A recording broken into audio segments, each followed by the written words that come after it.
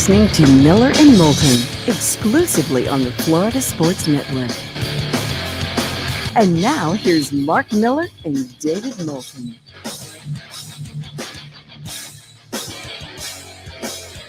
Top of the morning to you. How the heck are you, Miller and Moulton, on our final Football Friday? Man, just last one, baby. Come on. Had to bring it from the deep. that one came from below the knees there, and for goodness sakes, you got Felipe chiming in. Whew, man, let's bring it today. Super Bowl 56, about as little a hype as taken place in this game since we had color TV.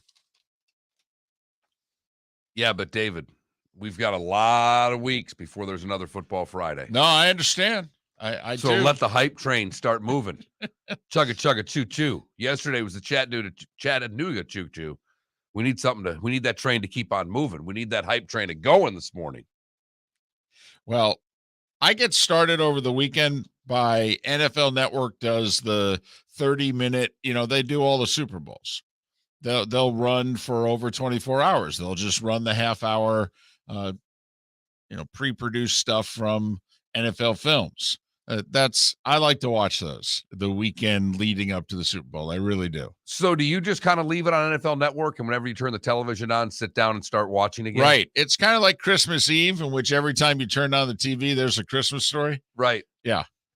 So that's what I do. I just throw NFL Network on beginning tomorrow, and then I'll just say, oh, hey, how about that? It's Super Bowl 8. Oh, look at here. It's Super Bowl 17. Yeah, that's kind of how it goes. I will let you know right now. My phone's on. If there's something you feel I need to watch, you just need to text NFL Network to me. Similarly to the way you text your mother when a celebrity passes. Right. Name, age, and that's it. Yep. You can just text me Super Bowl 12. I don't know if any of you have that sort of code with someone in your life, but yeah, I just text my mom the name of the person and then their age. And that's it. And my mom knows that they have passed.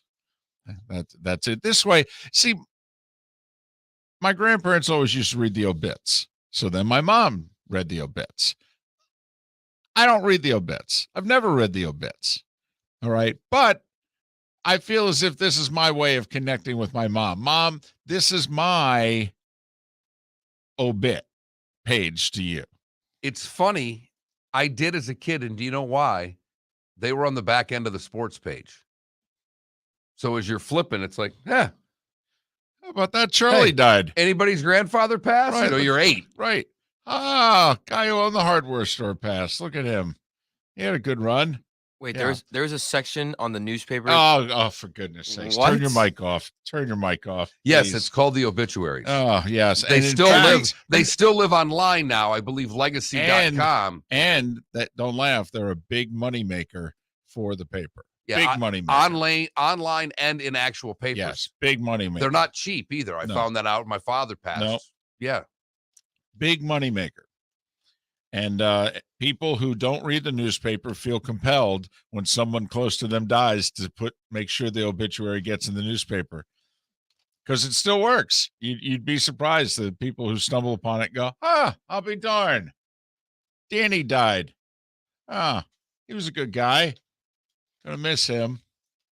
Haven't talked to him about 7 years, but he was a good one. Or 17. But either way, right. I miss him. Miller and Moulton here on this Football Friday, Super Bowl 56. Rams by 4 or 4.5, depending on where you look. So shop. That's what we say when they're numbers like this. If you have opportunities and you're someone who does gamble, shop. I am curious where the late money's going to go. I have a feeling it's going to come in on Los Angeles. I have a feeling that the Sharks are going to throw their money on the better team.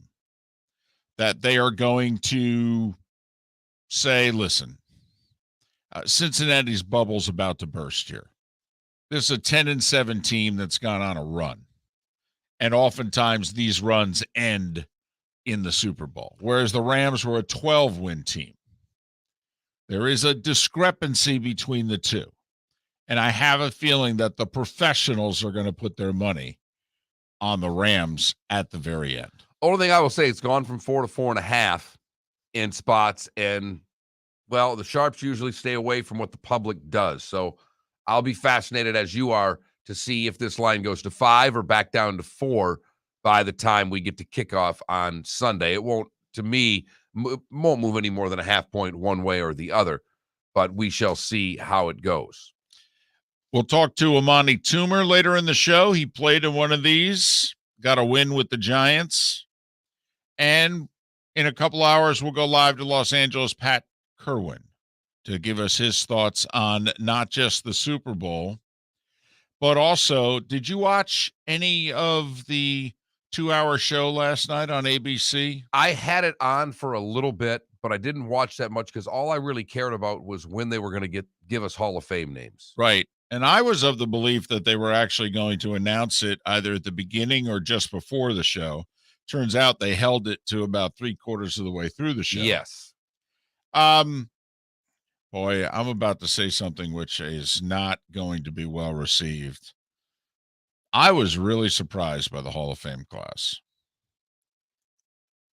I mean, I thought Tony Boselli was a Hall of Famer. I thought he was the Sandy Koufax of football. He, Gale Sayre, somebody like that, 6-7 years, career cut short by an injury, and in his case, a botched surgery on his shoulder. But just, I guess, a couple of the guys that they passed over this time around. That's all. And I'll be brutally honest with you. Sam Mills was a Hall of Fame person, and is beloved by both the Saints and Panthers franchise. He only played 3 years in Carolina, but he was assistant coach, and there's a statue of him in front of the stadium. I mean, that's how beloved he is there, and he was beloved in New Orleans before that, and is in their Ring of Honor as well. But I don't think Sam Mills was as good a player as Zach Thomas. I mean, I'll just say that right now. I mean, and I know I do this differently than clearly the Hall of Fame voters do, but I mean, to me, we got 3 linebackers here. Well, I got to rank them 1, 2, 3. And to me, number 1's got to go in before I can get to 2 and 3. The wide receivers got passed up, and the pass rushers got passed up. I was surprised by the class. I was surprised as well. I'm surprised a lot by these. This isn't the first time that this has come out and we go, wow. The other thing, and this is going to upset a few people, I don't think Dick Vermeil's a Hall of Fame coach. Won 120 games. Barely over 500. Yeah, hey, took the Eagles to a Super Bowl, won a Super Bowl with the Rams. I get it. Won 120 games.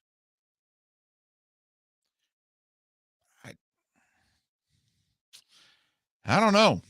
I mean, yeah, I can't. You and I talked about this. Once you get to those extra committees, those veterans committees, it's basically a coronation.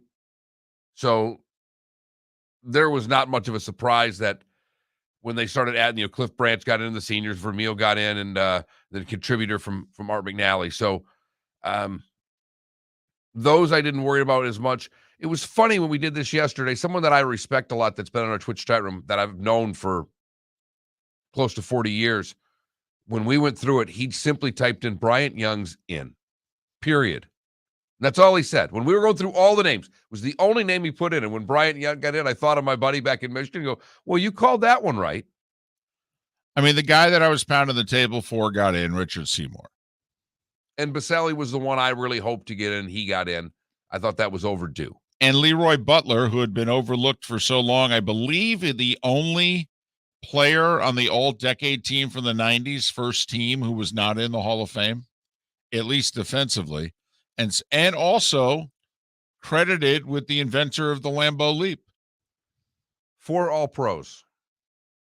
Skip the Pro Bowl stuff, 4 All-Pros.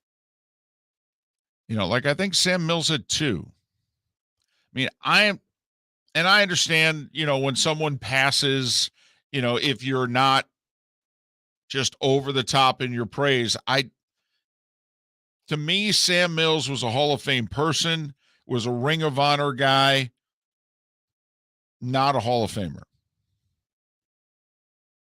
I mean, I think Zach Thomas was a better player. Now, Sam came 10, 12 years before him, and so, Sam. I actually think this bodes well, though, for those that are put now with Sam Mills in and the Urlacher comparison that's been going on. I think this bodes well for Zach Thomas to get into the Hall. I think if you look at it as who went in and then try to forecast what happens next, I thought yesterday was a good day for Zach Thomas. For all the people that are praising him and want him in, I think yesterday was a good day for all of you. But let me tell you, though, this is a slobber knocker Hall of Fame class, though. I mean, we got a tackle, a safety, a linebacker, and 2 defensive linemen, and both of them played the majority of their career inside. I mean, this is a down and dirty Hall of Fame class, man. This is a physical Hall of Fame class. Yeah, they should just have Baselli line up across from Seymour instead of giving speeches. Do meat grinders for 20 minutes for us. But so the Hall of Fame class was announced, and then they announced the awards. Rodgers won his 4th MVP back-to-back, yet Cooper Kupp was the Offensive Player of the Year. Does Rodgers play offense? Yes. Okay. Just was curious. TJ Watt won Defensive Player of the Year. Not a surprise, tying the all-time sack record for a season. Mike Vrabel, Coach of the Year. Joe Burrow, Comeback Player of the Year. And Andrew Whitworth, tackle for the Rams, won the Walter Payton Man of the Year award. Can I just ask you a quick question? And I get where you're coming from on this MVP offensive player of the year. Right. If we take Cooper Kupp off of the Rams and we take Aaron Rodgers off of the Packers, which team wins more games? Oh, the Rams. Oh, so then you would argue that Aaron Rodgers is more valuable than Cooper Kupp. Sure. Then there you go. Right. He plays quarterback. All right. No, my point is, how can Cooper Kupp win Offensive Player of the Year when Aaron Rodgers plays offense and is MVP? That means, in theory, Aaron Rodgers is had a better year than Cooper Kupp. That's my point. No, he's just more valuable. It's a different way to look at it. Oh, he wasn't a better offensive player. He was more valuable to his team. That's all they're doing. They're just throwing. It's a consolation prize. Yeah, okay. It's like, come on, we'll throw one here, we'll throw one here, we'll throw one there. All right, that's what that is. But so there you go. I will say, at least they did it in 2 hours. They wrapped it all up. That's a decent amount of stuff in 2 hours. I guess there was a little, musical comedy interlude and, a couple of speeches and call it a night. Yeah, sing along with Raj. Apparently. That was the one thing I didn't watch, but that was the one thing I caught on social media, the sing along with Raj. Right. It's worth your time. It's 6.5 minutes. All right. So there you have it. The NFL Honors, I believe, is what they now call it. The Thursday night before the Super Bowl. Miller and Moulton. A huge day in the NBA yesterday. In fact, how about this? Super Bowl week, and I think another sport won the day. Oh, there's not a doubt. And David, they won Tuesday, too, with the first. I mean, the NBA's had a good week. Yes, it has. When you win 2 of the 5 days when you're going up against the Super Bowl, that's pretty damn good.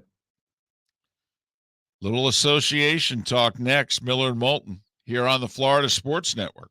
Hey, it's Mark Miller for the Training Grove by Orange Whip Golf, where golfers go to get better. Improve your golf game from home with Orange Whip Golf and Fitness online swing training program, The Training Grove. With a growing swing training video library and a daily program prescribed by golf fitness professionals, The Grove provides a clear path to unlock your most powerful swing, giving you control of your game like never before. Join thousands like me who have finally found a way to achieve results in half the time of traditional game improvement methods with The Grove's revolutionary blend of golf fitness, instruction, and award-winning Orange Whip products. Go to orangewhipgolf.com to get started for a free 14-day risk-free trial and use code Miller10 to get $20 off your first month. That's orangewhipgolf.com to get started for a free 14-day risk-free trial. Remember to use code Miller10. That will get you $20 off your first month.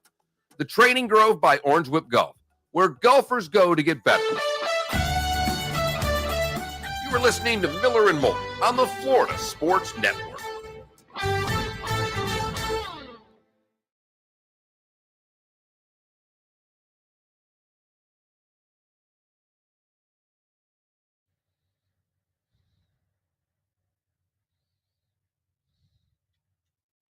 Yeah, so this whiteout computer that they have set up for their local ads, like, I guess just freaked out. But at the end of the day, that's not our problem. So I'm working our show around the problem. So you're problem solving. I am.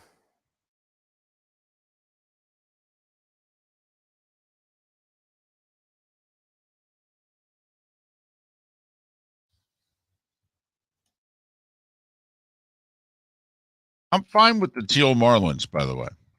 Oh, dude. Don't even get me started. Like 3 seasons ago, we wore our throwbacks for like a stretch of 15 games. What was your record during that? Were you good? I mean, personally, Who cares? How well did you hit? Stop making fun of the Marlins, man. No. I'm making fun of you. For being a Marlins fan? No, for saying we, you and know, we. You like tripled You want your to know we's something? there. You want to know something? When we win the World Series, I'm gonna feel like every single Bengals fan right now. And Why? man, As a loser? oh yeah.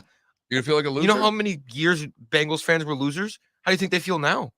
Well, when they lose on Sunday, I don't know how they're going to feel. They're gonna be fine. Hell, we made the Super Bowl. This playoff run has been unbelievable.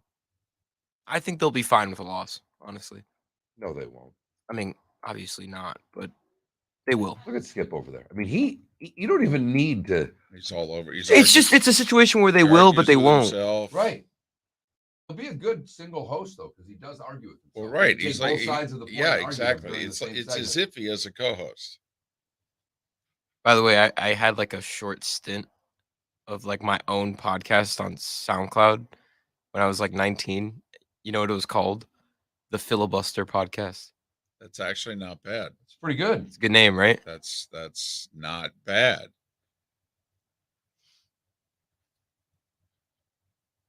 Because it also fills with what you do. Talk. That's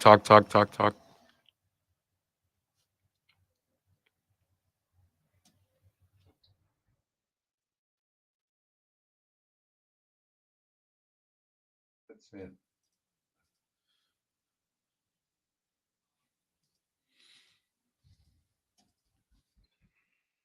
Eddie George played long enough. I will say though, he hit the wall. You know, Eddie was going along, and then it was over.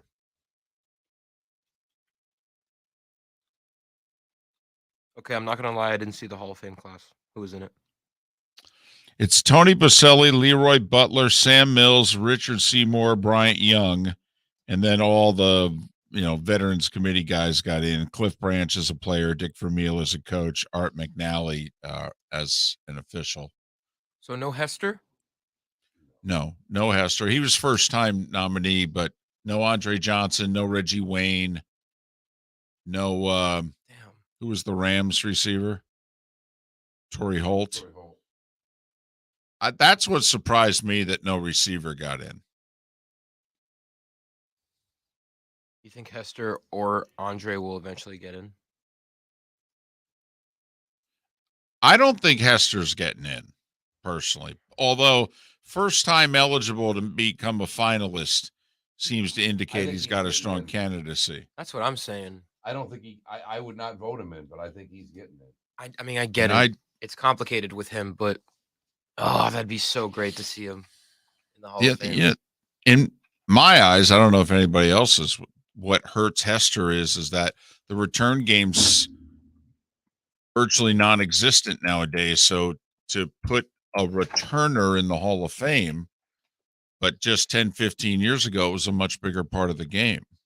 But at the end of the day, he is the best at that. And it's really not debatable. Well, actually, it is. I think he's the best kickoff returner of all time. Punt returner, different Deion story. Sanders. Yeah, Deion, Deion yeah. terrified you when he went back to field the punt, and I mean terrified you. Yeah. I watched him return one in college. That guy in the football field was something special, man. I watched him. Here we go. Saw him return one on.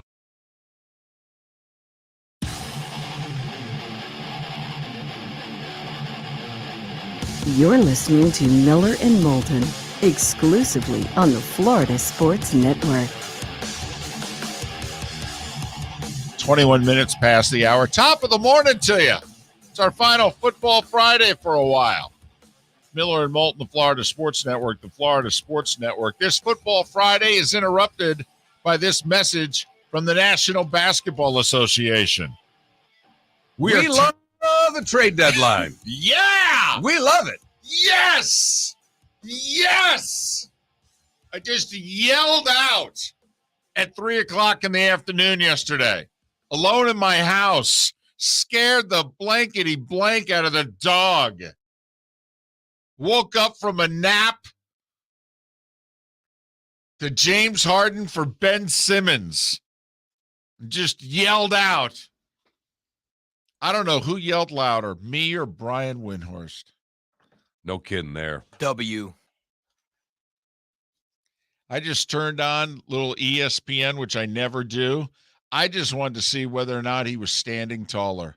I wanted to see if he lost 30 pounds, just like that. He probably looked like it.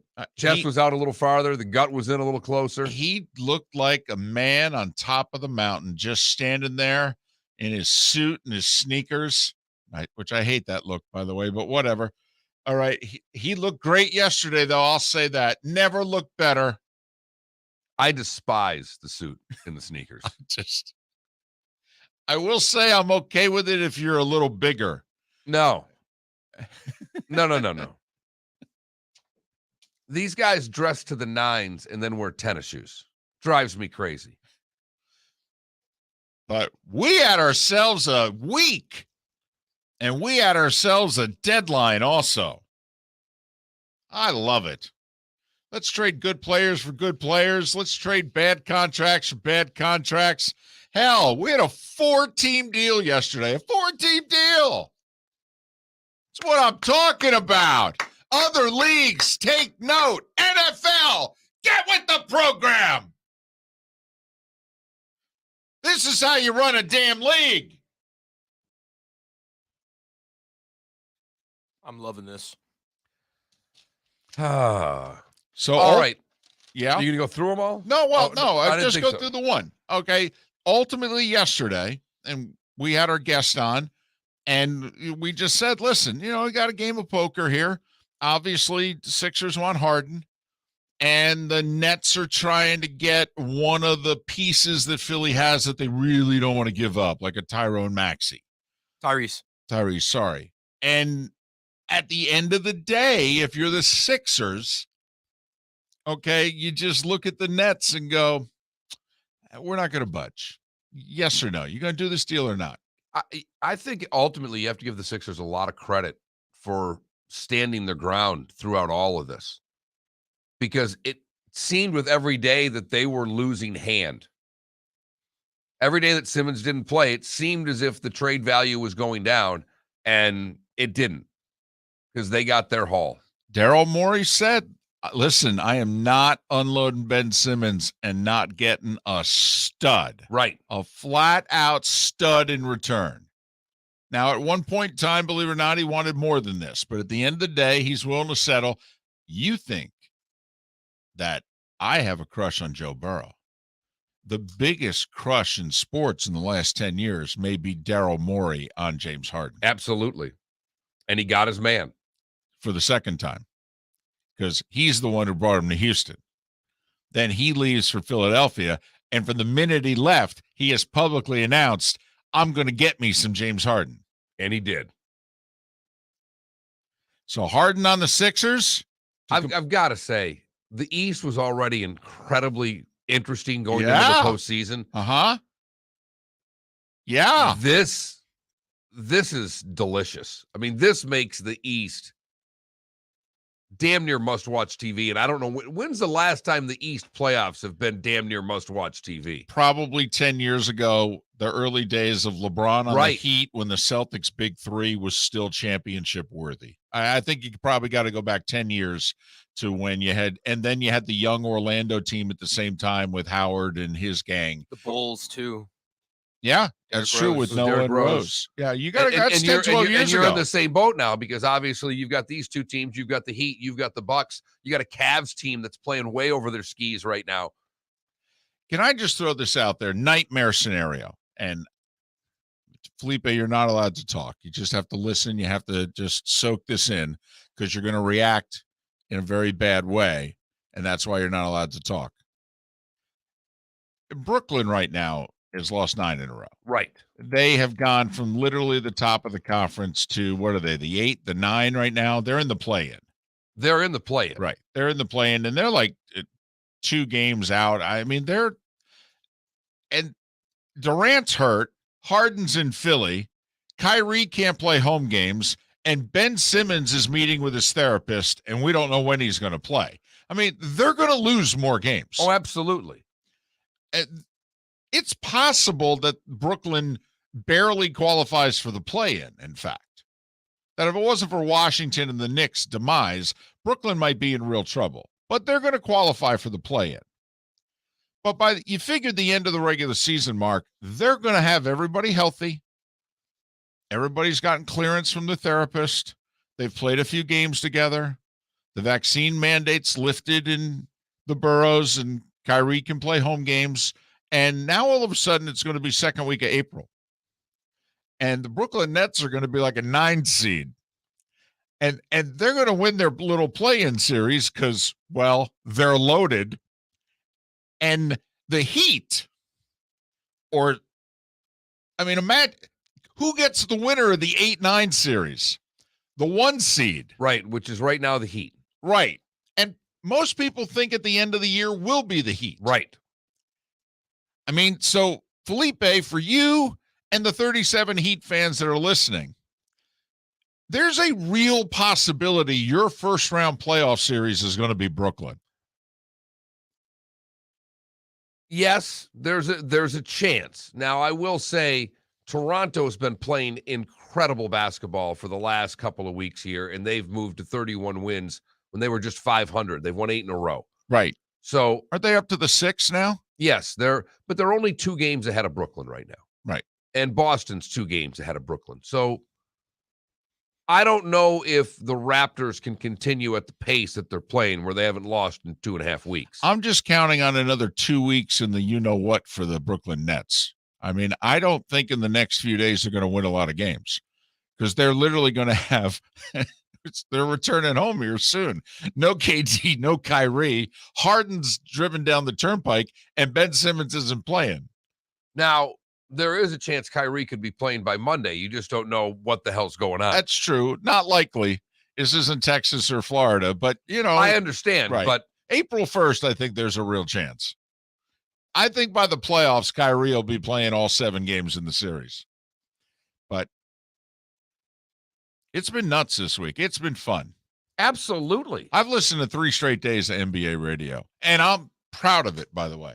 That's right. I'm like Brian Windhorst. I'm standing there, okay, feet straddled, shoulder length, okay, sticking my chest out, trying to suck in my belly.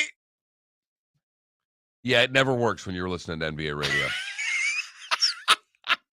Eventually, the belly just pops back out. And you're probably. But you know what?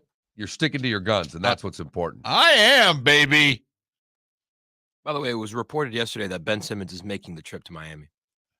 I know. Okay, just to get to know the guys. Doesn't mean he's going to be on the court. Yeah, but maybe start practicing with his teammates and what have you. Start practicing with a team. I mean, that would be something in and of itself. Look around and go, hey, there's other guys out here. Right. Gotta make sure his mentals are okay though. Well, right. Well, it's kind of like Harden's hamstring. Yeah. I think all of a sudden Ben's, oh, he's fine now. I think, whatever's bothering him is clearing up. I do. I think he's seeing things more clearly. When does Brooklyn play at Philly? March 10th, I think, something like that. Yeah, it was a month from the trade. Uh-huh. Yep. Now I got $1,000 says Simmons doesn't play. I don't even know if he agree. makes the trip. He's gonna sit out that game. And I think What it'll a be weakling. hysterical because I think he's going to play like 5 games leading up to it, and all of a sudden he's going to have a James Harden like back injury. By the way, Tuesday game on TNT too.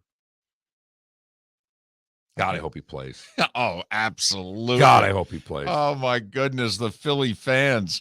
They'll make the Texas Tech fans and Chris Beard look like it was, a church gathering. And then you just follow. As soon as they're in the bonus, just follow him. Put him on the line. Just get him in spots where he's got to shoot. If you're Philly, you don't even guard him. Also, you just go, here you go. Shoot it. Free Frosties for everyone. I mean, just the chance in the crowd would be worth it. Oh, man. A Philly crowd that angry? I mean, that's doubling down on angry. Because now they're fired up. They got Harden. They think they can win a championship. Sure. And yet they just still loathe him. And Harden is going to be chucking it that night. He's going to throw up about 27 threes. Yeah, I think the stat line for him will be 46. Triple-double. Oh, yeah. 46, 14, 11, something like that. If I were a betting man, I'd bet that he has a triple-double his first game in Philly. Yes. Yeah. He's really good. He's been dogging it to get out of town. Now that he's out of town, do you know there was a stripper who took to social media? Oh, yes. Okay, not last night, but the night before. I kid you not. A stripper took to social media, and she said, I just gave a lap dance to James Harden, and he told me he's a Sixer. About 12 hours before the trade deadline. That must have been Windhorse Source. She then goes on Twitter or wherever at like 4:00 yesterday afternoon and basically said, I told y'all. Thank you, Dakota.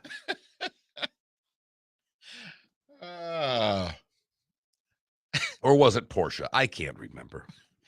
Miller and Moulton, the starting 5 is next. Top of the morning to you. Thanks so much for listening. Miller and Moulton on the Florida Sports Network. Hey, it's Mark Miller for the Training Grove by Orange Whip Golf, where golfers go to get better. Improve your golf game from home with Orange Whip Golf and Fitness online swing training program, The Training Grove. With a growing swing training video library and a daily program prescribed by golf fitness professionals, The Grove provides a clear path to unlock your most powerful swing, giving you control of your game like never before. Join thousands like me who have finally found a way to achieve results in half the time of traditional game improvement methods with The Grove's revolutionary blend of golf fitness, instruction, and award-winning Orange Whip products. Go to orangewhipgolf.com to get started for a free 14-day risk-free trial and use code Miller10 to get $20 off your first month. That's orangewhipgolf.com to get started for a free 14-day risk-free trial. Remember to use code Miller10. That will get you $20 off your first month. The Training Grove by Orange Whip Golf, where golfers go to get better. You are listening to Miller and Moulton on the Florida Sports Network.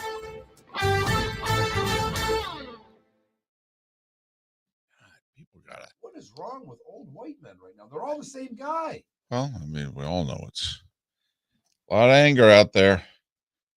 Keep watching your cable news and listening to your talk radio. It's certainly contributing to the dialogue in America.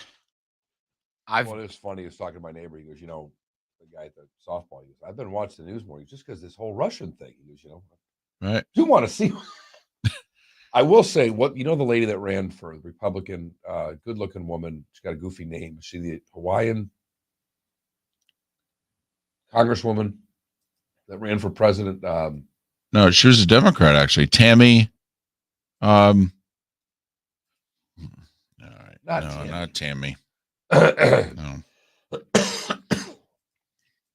She's the ex-military one. Yes. Anyhow, yeah, she went off yesterday on TikTok going, We keep trying to say, the warmongers keep trying to say we're Tulsi Gabbard. Yeah. She had a good thing on TikTok. She was, the warmongers keep trying to say we've got to help the Ukraine for their democracy. They're not a democracy. The leader of their country had the opposing party leader killed. And when he started getting too much heat, he shut down all 3 television stations. That is not a democracy. That actually is the antithesis of a democracy. So I just thought it was interesting that she was out there leading that charge yesterday. Mark, quite literally the antithesis of a democracy.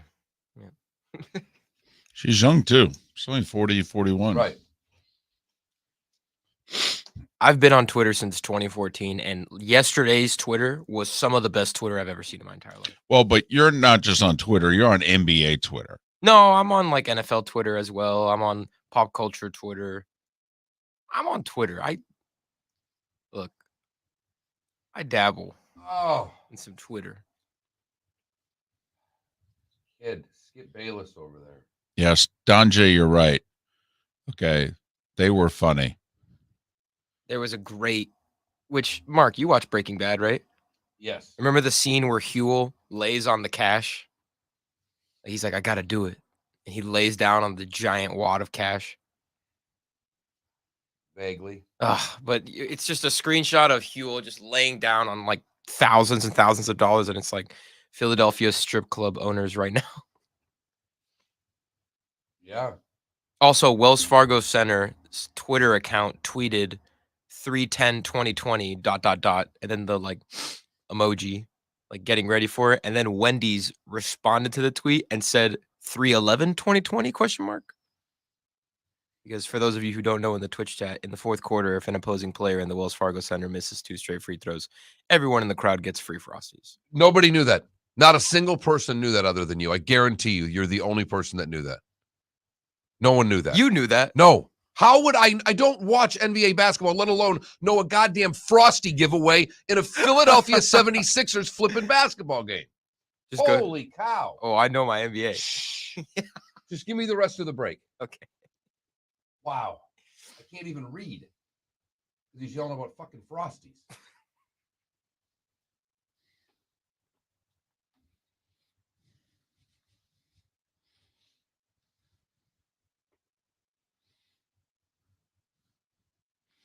Did you see where that Tony Khan thing was made up? That Pro Football Talk got punked, basically. They fell for it. Yeah. Tony Khan had to release a statement like middle of the day going, yeah, I'm not running for Congress. Wow.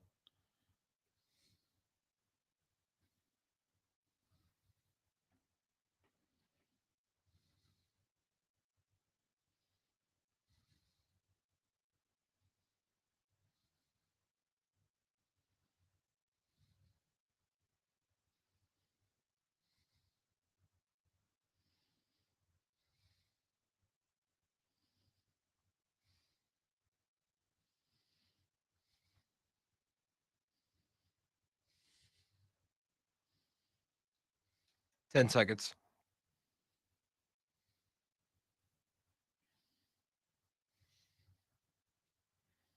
Vamos.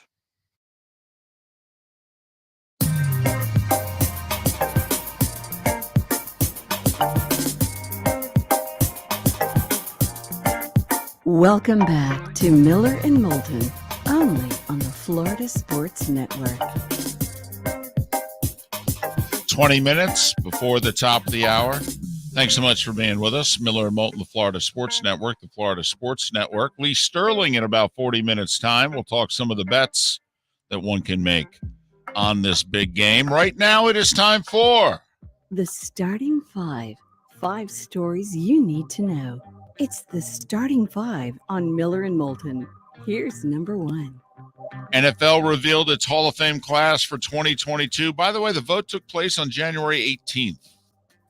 Who says you can't keep a secret nowadays? Tony Baselli, Leroy Butler, who was born in Jacksonville, along with Sam Mills, Richard Seymour, and Bryant Young are the 5 inducted Veterans Committee members Cliff Branch, Dick Vermeil, and longtime official Art McNally, also part of the Hall of Fame class of 2022. Aaron Rodgers, your league MVP. NBA, James Harden for Ben Simmons happened. Nets also get Seth Curry, Andre Drummond, and 2 future first-round picks. One of them's in like 2027. That's one of those deals in which the Nets are saying, enjoy your run, okay? We'll get that lottery pick in about 5 years. Well, they don't even get it. The first 8 are protected. Yeah, I know. The first 8 are protected for 2027. I actually read this. Don't ask me why, David. The first 8 are protected in 27. The first 8 are protected in 28. So if it's a lottery pick, essentially either of the first 2 years, they get 2 seconds and $2 million in cash. Yeah. I don't know how I wouldn't do that. I don't know how a lottery pick then equates into 2 second-round picks and that you consider that equal. I have never understood that. Washington and Dallas made a deal. Porzingis is sent to the Wizards for Spencer Dinwiddie and Davis Bertans, a shooter and a scorer, to complement Luka, who went for 51 yesterday. Washington also unloaded Aaron Holiday and Montrezl Harrell. They're clearing the decks. They're hoping to re-sign Bradley Beal and add a piece to the puzzle. Toronto traded Dragic to San Antonio, got Thaddeus Young, and, Toronto's red hot, and they're in the playoffs right now. They're not in the play-in anymore. They're ahead of the Celtics in the East. Milwaukee, Sacramento, the Clippers, and Detroit had a 7-player, 2-draft-pick, 4-team deal.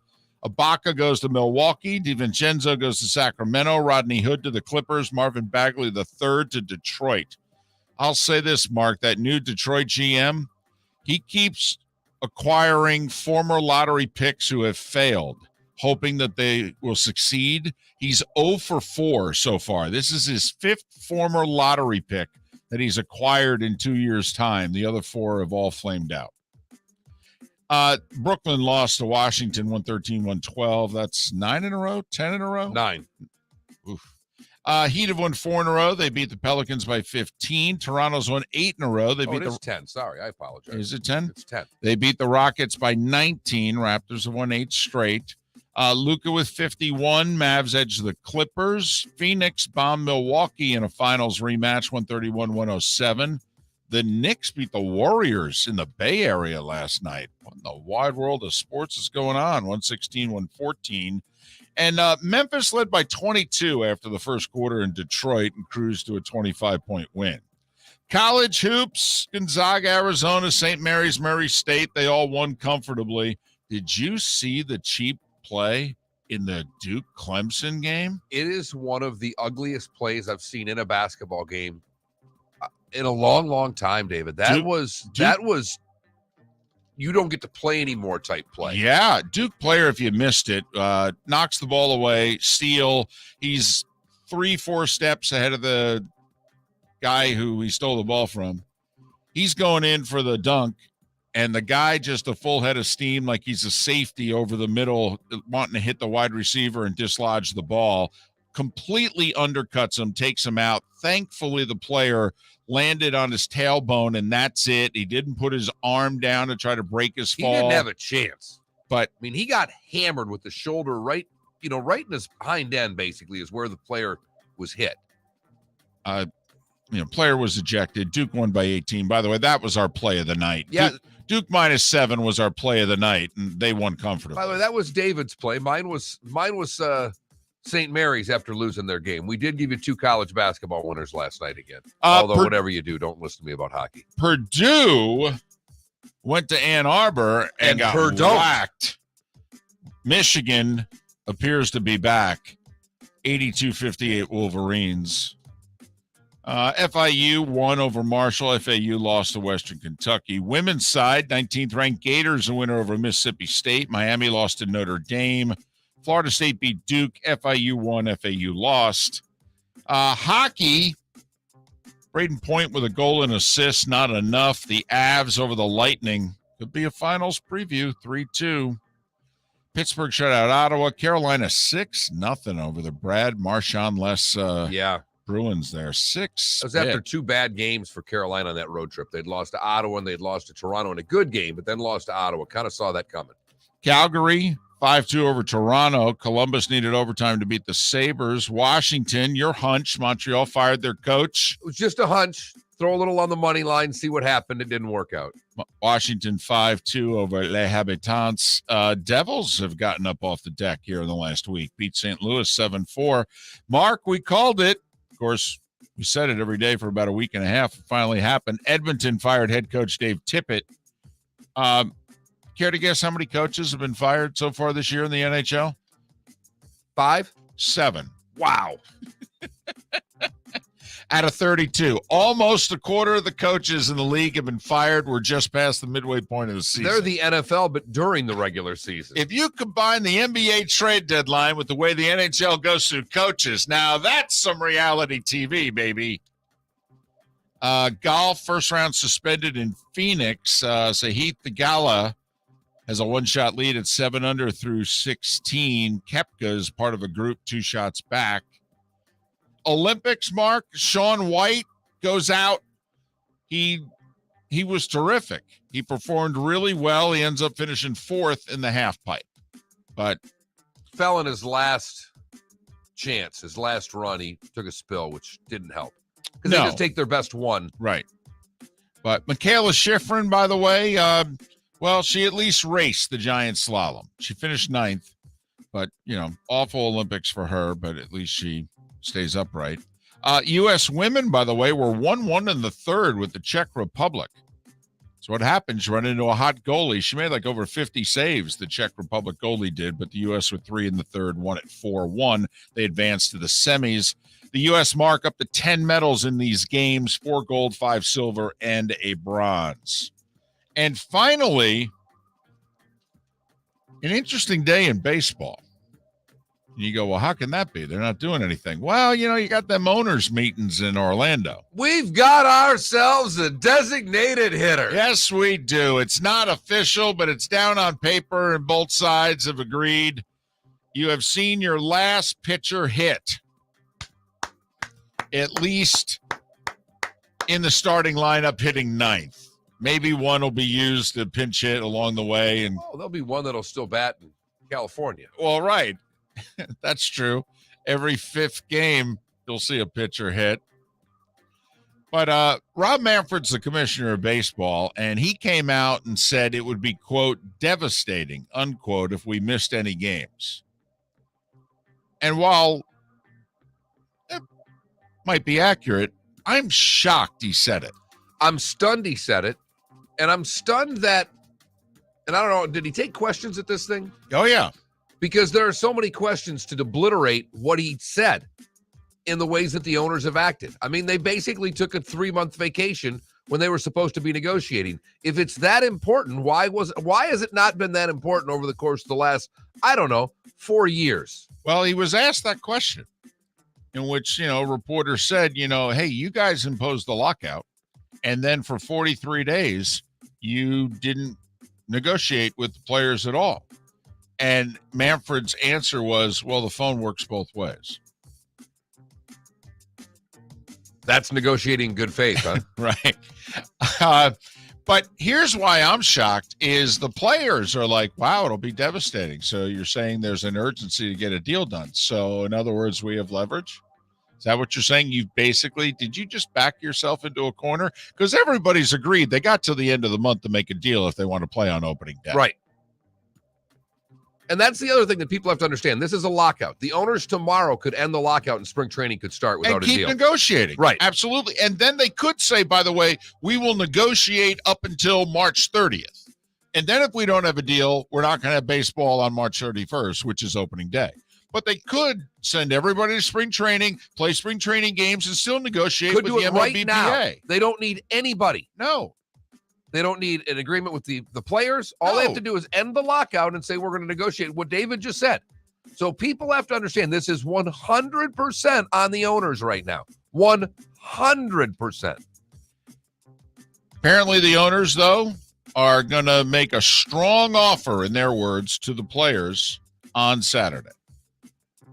So We'll see. If I'm the players, though, I think I feel emboldened by the commissioner's words. So we're on a deadline, a little more than 2 weeks to make a deal, and you say it'll be devastating if we don't have a deal. And I mean, when he says we're going to have a big offer for Saturday, I would look right at the commissioner, Mr. Commissioner. Why then can't you give them an offer right now? Why do you have to wait until Saturday? I do think actually it's logistics. Like the players had been meeting in Florida, but they also had been meeting in Arizona. So I do think it's a part of it is just getting everybody's ducks in a row. Press send. FedEx. There's a lot of ways these days to get that done. Have a Zoom call. I agree. Finally, the Tampa Bay Rays ballpark situation was brought up. And Manfred said, quote, "We have a sense of urgency," unquote, to get the Rays a new stadium. Here's why. They can't do expansion until all of the 30 teams' ballpark situations are resolved. The Oakland situation is getting resolved this year one way or another. Oakland has stepped up to the plate here at the last minute. They look as if they're going to keep the A's, and Vegas is going to be used essentially so that Oakland can get a deal back home. But they got to take care of the Rays before they go from 30 to 32 teams. And they really don't want the Rays to relocate. No. Despite the fact they haven't drawn well, TV and radio numbers are very good, and the team's been so competitive, they don't want to take a team that's been that good and pick them up and move them somewhere. And Manfred said that. He goes, that is a major league market.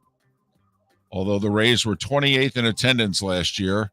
And remember, last year was coming off going to the World Series. Only the A's and the Marlins had worst attendance. So Rays lease expires at the end of the 2027 season. 6 more years at the Trop. But you know, you've done this before. 3 years from shovel in the ground to get a ballpark built? Sounds about right. I mean, in Florida, I know you can do construction a lot faster than you can in most of the rest of the country. But so what do you say? From you and I negotiate a deal, we're going to have our stadium, we're going to have it here. What do you say, 3 years? That seems doable. What's fascinating to me, David, is we've been talking about this Rays Stadium situation for the better part of 4 or 5 years. And 2027 seemed forever, so far away. And now when you say it, it's like, oh, okay, that we're right. 6 more years. It's go time right now. 6 more years. And if it takes 3 years from now to build the whole sucker, so basically we got 3 years. Right. And really 3's 2, because at that point you start making plans to relocate. I will say I'm waiting for Sternberg to give the ultimatum. He's never done it. The timeline that we laid out sounds like you still got plenty of time, when in reality, you got 2 years. You got 2 years. At what point does he say, hey, Tampa St. Pete, somebody come up with a really good offer here, or I'm calling Vegas, I'm calling Nashville, I'm calling Portland. Don't matter to me, by the way. I mean, there are AAA cities in which I can draw more than 9,500 a game, which is what I did last year. And it's not like I've given you a bad product. No. All I've given you is the product that every other team in Major League Baseball wants. Right. They hate me at league meetings because I'm doing this on a shoestring budget, and I beat your asses every year. And that was the starting 5. Miller and Moulton. Lee Sterling will join us in about 25 minutes. You know, there's money to be made on this game, Mark. I don't know if you're aware of that. And that's why we're here on the Florida Sports Network. Bring your big mouth to John Smith Subs and indulge in their overstuffed subs with the freshest quality ingredients. Enjoy our famous steak bomb with perfectly grilled marinated sirloin steak topped with provolone cheese, grilled onions, peppers, mushrooms, crispy bacon, juicy tomatoes, and creamy mayo. Boom! Made-to-order crispy fries can be paired with the Gator, the Cuban, the Chicken Bomb, or the Italian. Love local. Eat delicious with John Smith Subs. Find a John Smith Subs location near you today. The Firestone Grand Prix of St. Petersburg, presented by RP Funding, roars through the streets of beautiful downtown St. Petersburg, February 25th to the 27th. 3-day tickets are on sale now at gpstpete.com. It's fast, fun, family entertainment jam-packed into 3 days. The weekend is highlighted by the NTT IndyCar Series race taking the green flag on Sunday afternoon. It all happens at the Firestone Grand Prix of St. Petersburg, presented by RP Funding, February 25th to the 27th. Get your tickets at gpstpete.com to secure the best seats. Hey, it's Mark Miller for the Training Grove by Orange Whip Golf, where golfers go to get better. Improve your golf game from home with Orange Whip Golf and Fitness online swing training program, The Training Grove. With a growing swing training video library and a daily program prescribed by golf fitness professionals, The Grove provides a clear path to unlock your most powerful swing, giving you control of your game like never before. Join thousands like me who have finally found a way to achieve results in half the time of traditional game improvement methods with The Grove's revolutionary blend of golf fitness, instruction, and award-winning Orange Whip products. Go to orangewhipgolf.com to get started for a free 14-day risk-free trial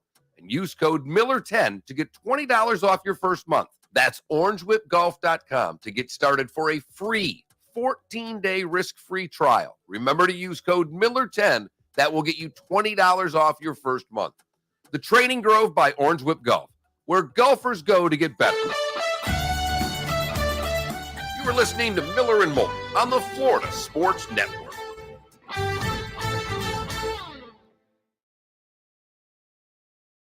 But like the coach said, go play shortstop. I sat there and I went, no idea what that means.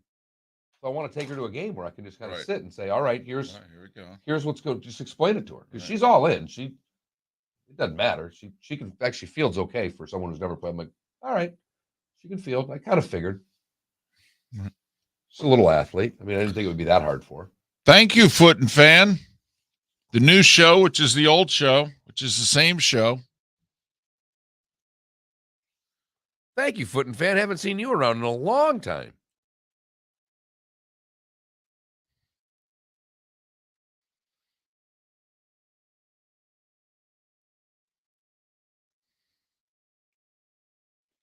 Paul, no, and yes. I think hockey's still got a little bit of the rah-rah to it that you've got to bring in a new coach every once in a while. That when teams just have nothing, they'll bring in a new coach.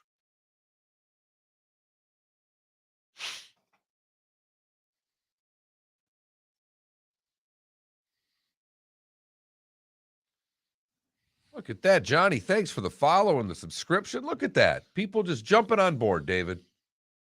We need a poll. Oh, I know what the poll question is. Who's going to win the Super Bowl? There you go. Let me get the poll question up.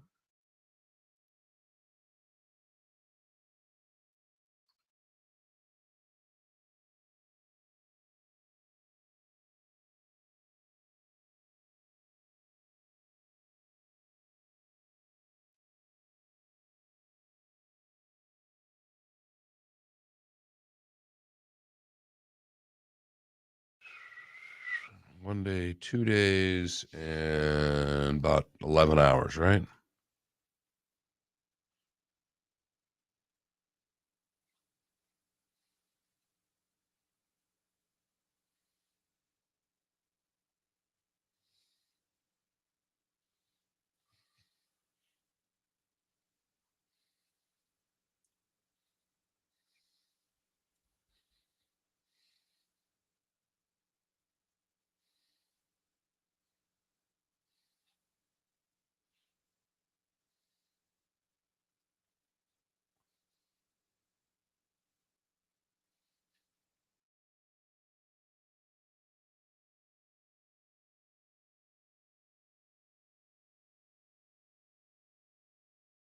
Over under 50 something, I don't know.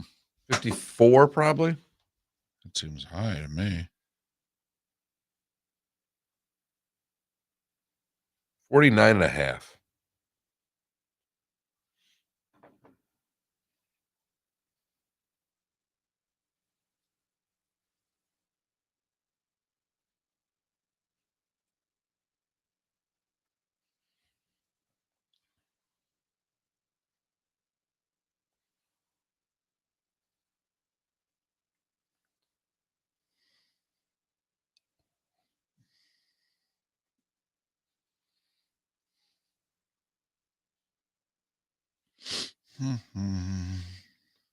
Funny, Manfred is using urgency when nothing about baseball is fast paced.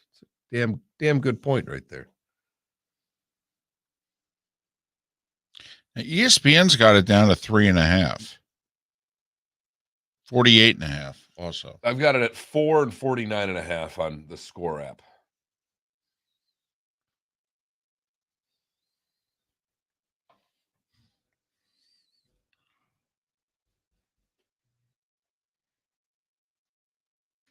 Five seconds.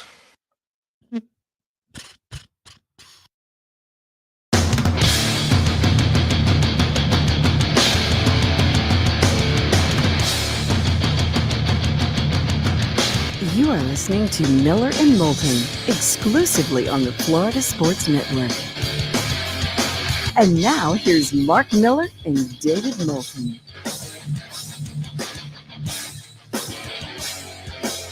Minute and a half past the hour, top of the morning to you. Miller and Moulton, the Florida Sports Network, on this final Football Friday of the season. Football Friday. I couldn't even wait for you to be done. I'm so excited. And that's I get it. I get it. That's great. Nice to hear some passion involving this game. I don't know if it's because it's on the West Coast. I don't know if it's because it's Los Angeles and Cincinnati, but seems as if it's I think by Sunday, by Sunday, though, people will love the game. There's a lot of great storylines, a lot of exciting players. We all think it's going to be a good game. That's a nice place to start. I think we're sick of the 2 weeks as fans. Oh, yeah. I think it's hard. You have a really solid championship weekend. I think we're ready for the game on Sunday. I think that's part of it. The 2 weeks bores us now. Much like baseball bores some people, David. We got text as you were doing the starting five about Manfred saying a sense of urgency is needed. And he says, funny, Manfred's using urgency when nothing about baseball is fast-paced. You know, he has the power not just to end the lockout, but he has the power also to unilaterally change the rules and like insert a pitch clock and what have you. He does not have to wait. He has said, however, I don't want to go about our business that way, that I need buy-in from the players. And I don't think I'll get it if I just say, this is the new law of the land, deal with it. I'll tell you what, though, he could get the new law of the land if he said the lockout was over tomorrow morning. I think he'd get a lot with the players by saying the lockout's over, let's get to spring training. We need the season to happen. I think he'd get a lot from the fans. Problem is he works for 30 owners, and they don't want anything to do with that. Nope, not at all. It does look as if, to me, the players are going to get some stuff back here. And like at the end of the day, when there is a deal that the media that covers the sport is going to proclaim the players won this one. Okay, because I think the players stayed unified long enough. I thought Manfred broke yesterday. I thought Manfred basically said, time's running out. We're going to have to make a deal. I take great pride in the fact that I've negotiated 4 past deals and we haven't missed a day of the season. And we're not, he all but said, and this isn't going to happen on my watch. At which point the players said, well, great. We'll just keep saying no till we get everything we want. So I felt like Manfred cracked yesterday. I'm with you because everything he said, I mean, the whole sense of urgency that we've got to get something done and we're running out of time. We've all said that. We've all known that.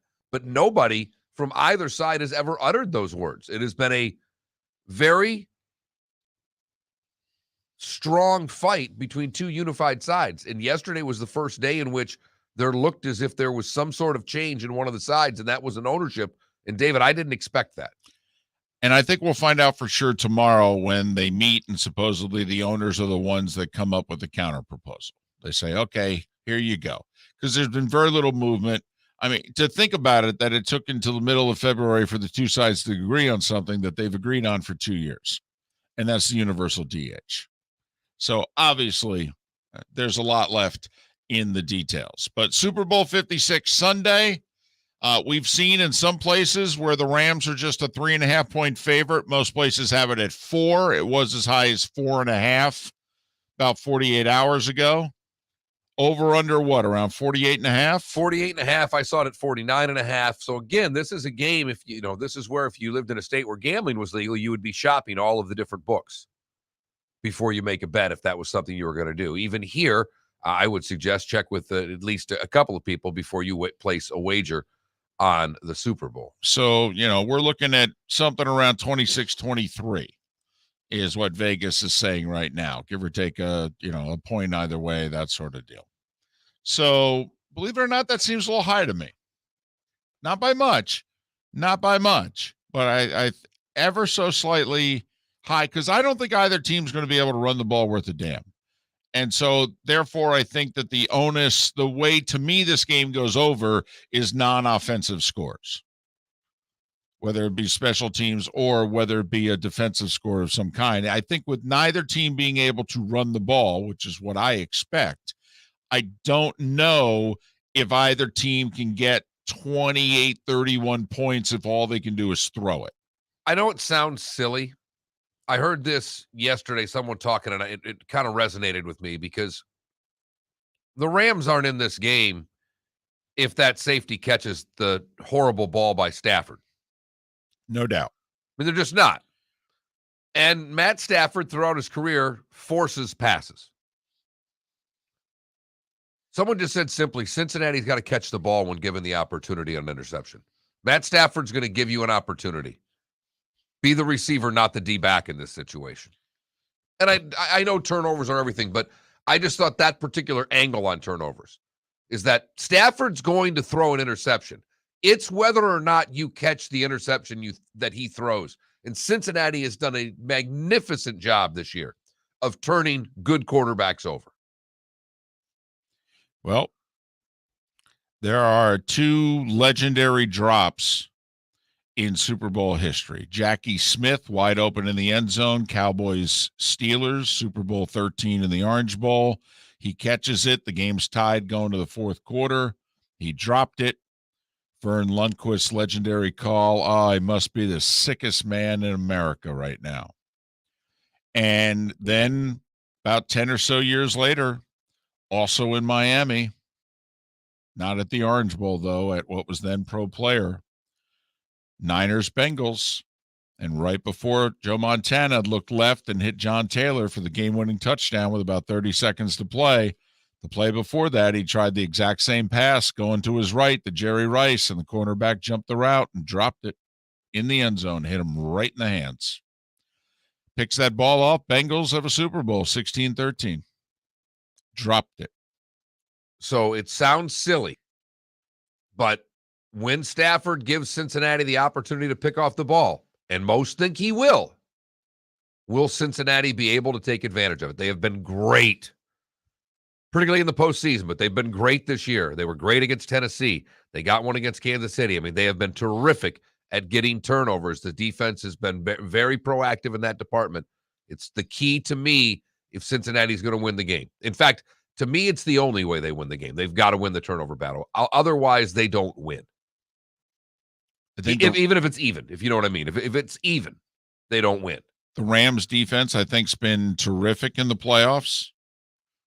I think Cincinnati's defense has been effective. I think it's been good, at times very good. I mean, that second half against the Chiefs was the best they probably played all year. But, they've also done a little bend but don't break to a large degree. And that's where they've been opportunistic. The Rams absolutely overwhelmed Arizona. And then if you think about the Tampa Bay game, I mean, they were absolutely dominating that game until all of a sudden they started turning the ball over. That wasn't on the defense. Now, Ramsey gave up the bomb to Evans. That, to me, really their only defensive breakdown.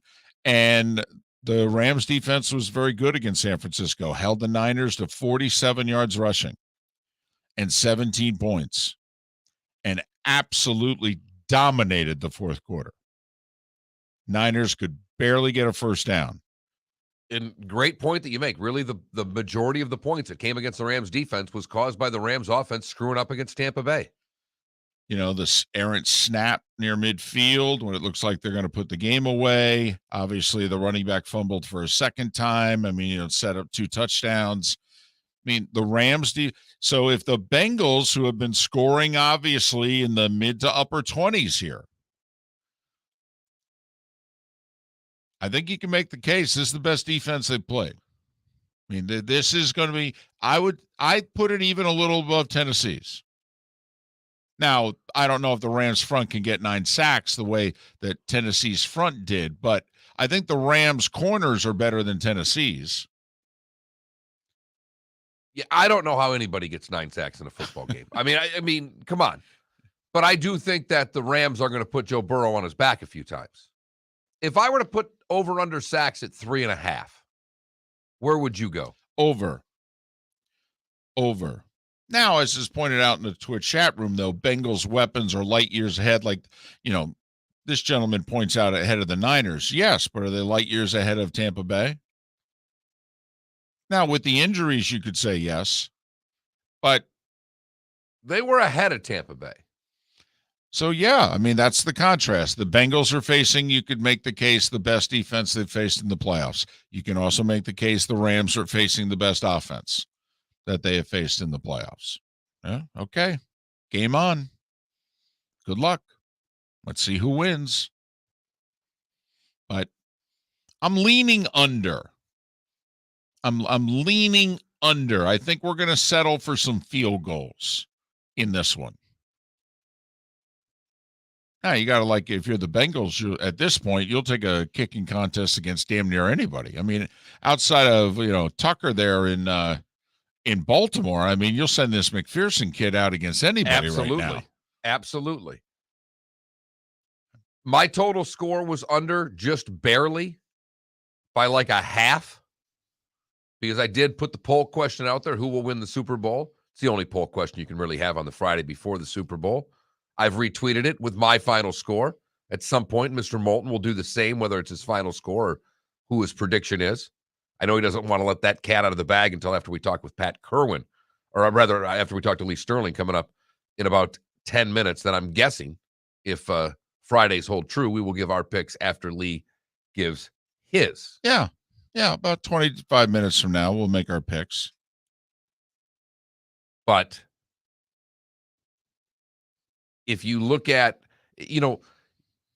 I think the Rams could have a better shot at running than Cincinnati simply because I think Cincinnati may do some more of that 3-man front and try to stop Cooper Kupp that way and put a few more people and bracket him with some different types of coverage. And I do think that the Rams are going to run the ball a little better than the Bengals in this game. And I think the Bengals need to run the ball a little bit better than the Rams if they are to win. Just because they just got to soften it up front. Got to slow them down just a smidge so that you could then find those wide receivers. Should be a good game, though. Be disappointed if it's not. Especially with the way the playoffs went. I mean, my goodness, we've had 6 tremendous games in a row leading up to this. You would at least like to get a good one. Miller and Moulton, 13 minutes past the hour. Lee Sterling to join us next here on the Florida Sports Network.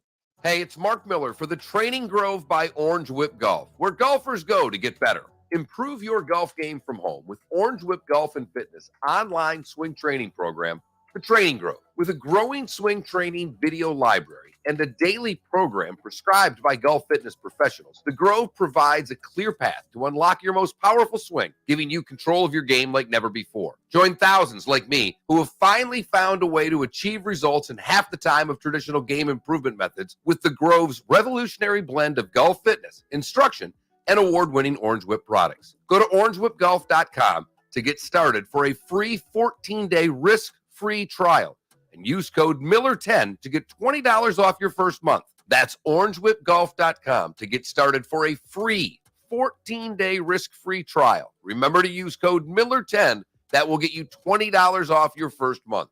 The Training Grove by Orange Whip Golf, where golfers go to get better.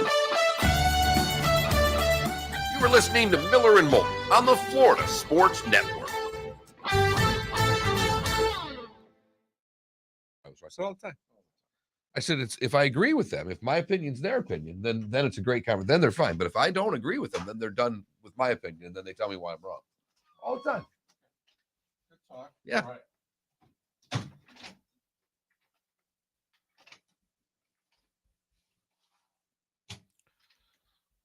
Hey, at least Mr. Boutte, we get it. You're taking the Cincinnati. That's like 47 text to everybody else's 12. I got it. And you can have me eat crow on Monday if you're right. I'm not taking Cincinnati. I've been taking the Rams since the 2 games ended. Lee's joining via computer, correct? He should be. Send him a link. We haven't had Lee in a while. No. I think the last time we had Lee, sports betting was legal in Florida. Yep. Oh, what a time that was.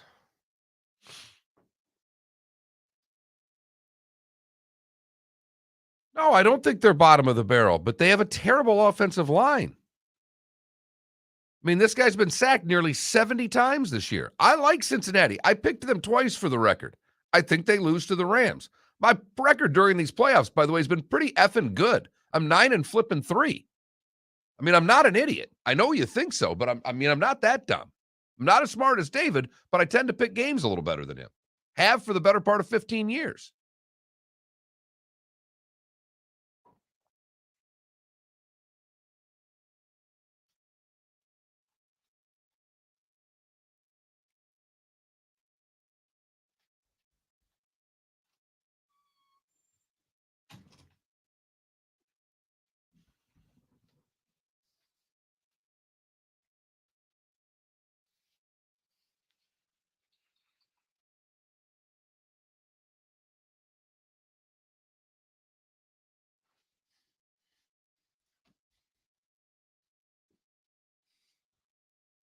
Dun, dun, dun.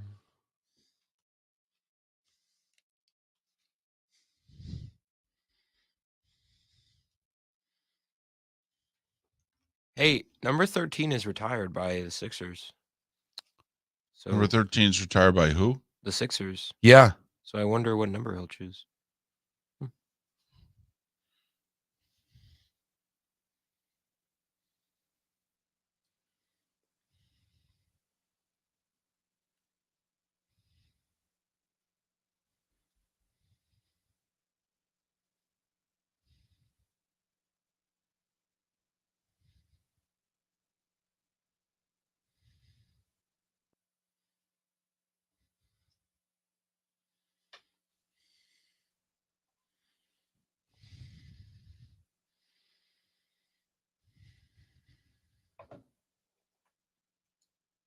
Ooh.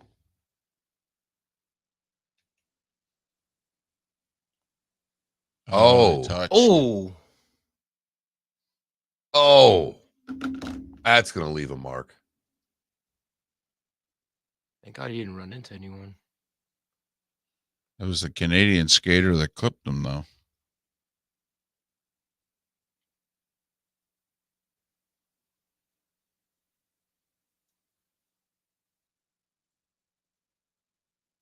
DC, what are you mad at me for?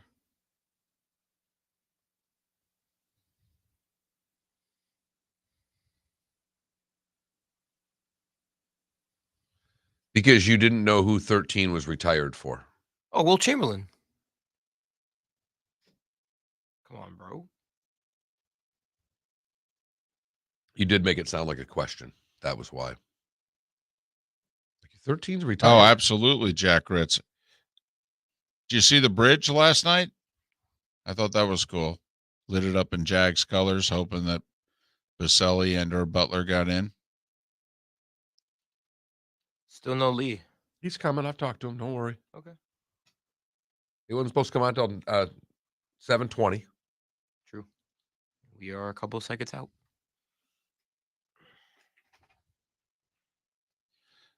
Sonny, I mean, it was awesome, but I wanted the Knicks and or Lakers to do something also. Just anything. 10 seconds. Will, let's still. All right, let's do it.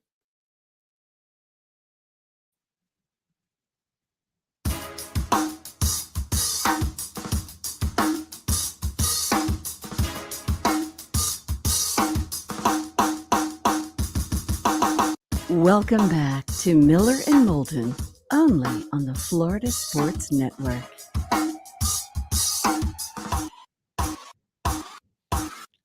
20 minutes past the hour.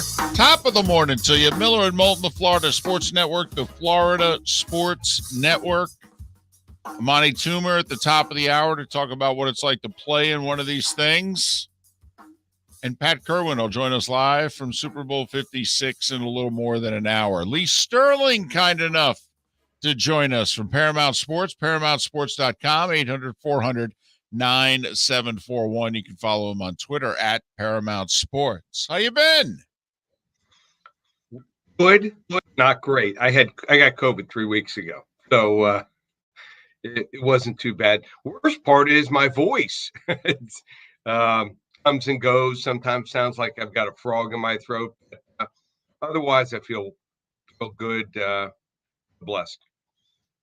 All right, Lee, it's that time of year, the Super Bowl. There's plenty more to bet on than just the game. One of my favorite things is I know where I've got to start with you. I talked about it all week. It's the anthem where you bring in your ace, probably your main person of all of the work that you do. Probably the hardest work's done by your daughter on the singing of the Super Bowl. Break it down for us, Lee. I love this.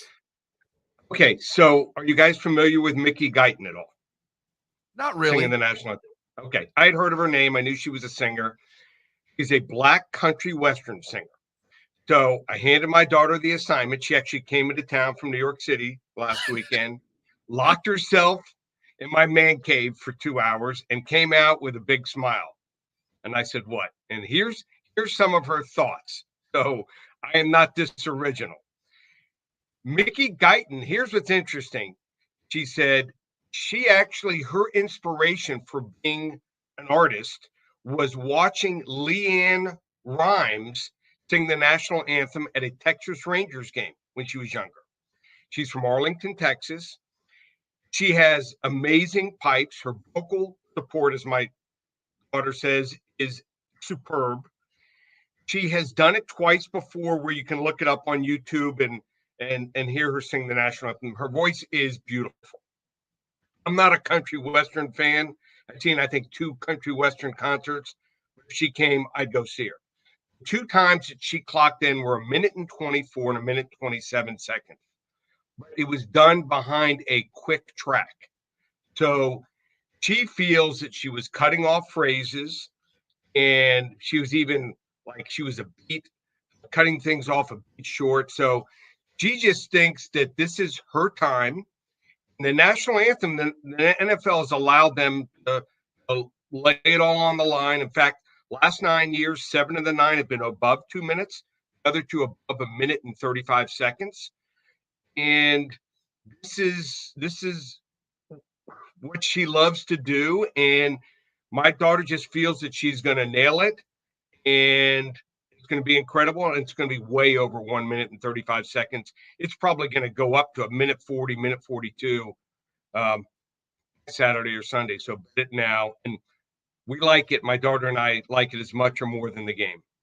I love it. So we're going over on the anthem. On the anthem. Got it. Any other prop bets you really like? I have to admit, in the past, they've tied it in with some of the NBA action that's going on. Right. Every now and then they tie something. I love the, what is it? Is it both quarterbacks passing yards? Okay. Over under Jordan Spieth's longest drive this week in Phoenix, something like that. Yeah. So I love some of the prop bets. What are your favorites? So those are not my specialty. I mean, we just found out yesterday, the NBA draft, who's going where. And I'm going to stick with what I do best.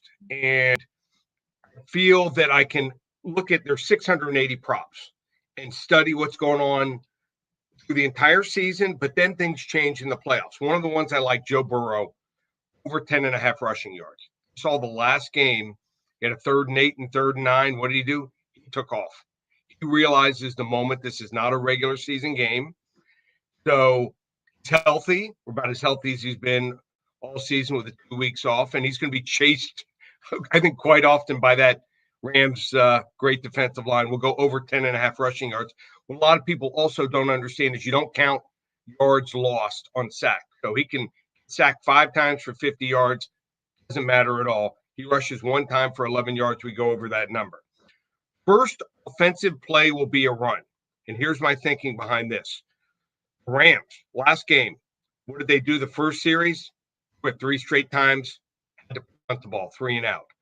They want to establish the run. They want to take the pressure off Matthew Stafford and let him either play with a lead or when the run's effective, use play action and go to his star receivers, Kupp and OBJ. And I think also Cincinnati doesn't want to have Joe Burrow throwing the ball 45, 50 times. First offensive play, a run. Trey Hendrickson, Cincinnati defensive end, linebacker / whatever you want to call him, over a half a sack. He had 14 in the regular season, 2.5 in postseason play, including a strip sack. We'll go over a half a sack. And probably my strongest one here, longest field goal, over 47 yards. Real good kickers. We know the conditions are going to be real good. They're saying it might even be above 80 degrees. So we're going to look. Both these guys can hit anything with these pretty much inside 58 yards. So McPherson had missed a field goal. We'll go longest field goal over 47 yards. All right, Lee, that gets us to the important part, the football game. Yep. How do you see the Super Bowl? I'd love to see Joe Burrow win. I think it'd be great for the NFL, be almost Joe Namath-esque, but they've got too many holes. I think their offensive line, second worst in the NFL, matched up against a Rams defensive line that number 1 in the NFL. And in fact, they get to the quarterback on average at 2.8 seconds. So I would not want to be playing against them. And also Jalen Ramsey, can match him up with whichever receiver they want. And as long as he's on top of his game, it's going to make it a little more difficult. Cincinnati taking nothing away from Burrow. He has an edge over Stafford, and McPherson is playing a kicker right now. There's no equal. Other than that, their defense, the front seven, is nothing special, whereas the Rams, they held each of the postseason opponents to under 100 rushing yards. And I think that Cooper Kupp is unguardable. I think that Eli Apple is going to get eaten up here in this matchup. And even OBJ, who looked horrible first couple games, I mean, he didn't know the plays. He was cutting routes short. He looks like he's in tune really right now with Stafford. I'll take the Rams, 31-20. Ooh. So you see an over also of 48.5. You're willing to lean over. I would prefer to actually, the better play, I think, is to play the under in the first half. Here's why. Like I talked about, the running, I think both teams are going to try to establish the run at first. And maybe there's a little jitters, even though the Rams played the Super Bowl a couple of years ago in their coaching staff, which will help. I don't think they want to make the mistake that's going to cost them. And the Rams, Burrow won't be nervous, and neither will probably Jamar Chase. But it's a big moment here. So I like the under in the first half, but I like the Rams in the game. Lee, the same amount of betting interest in this game, better or worse? Okay, whether it be with you. I mean, I thought I saw a few days ago that they thought this could be like, record setting, if for no other reason than we have so much more gambling in this country now. But in terms of you and Paramount Sports, you seeing the same, more or less? More. 30 states it's legal now.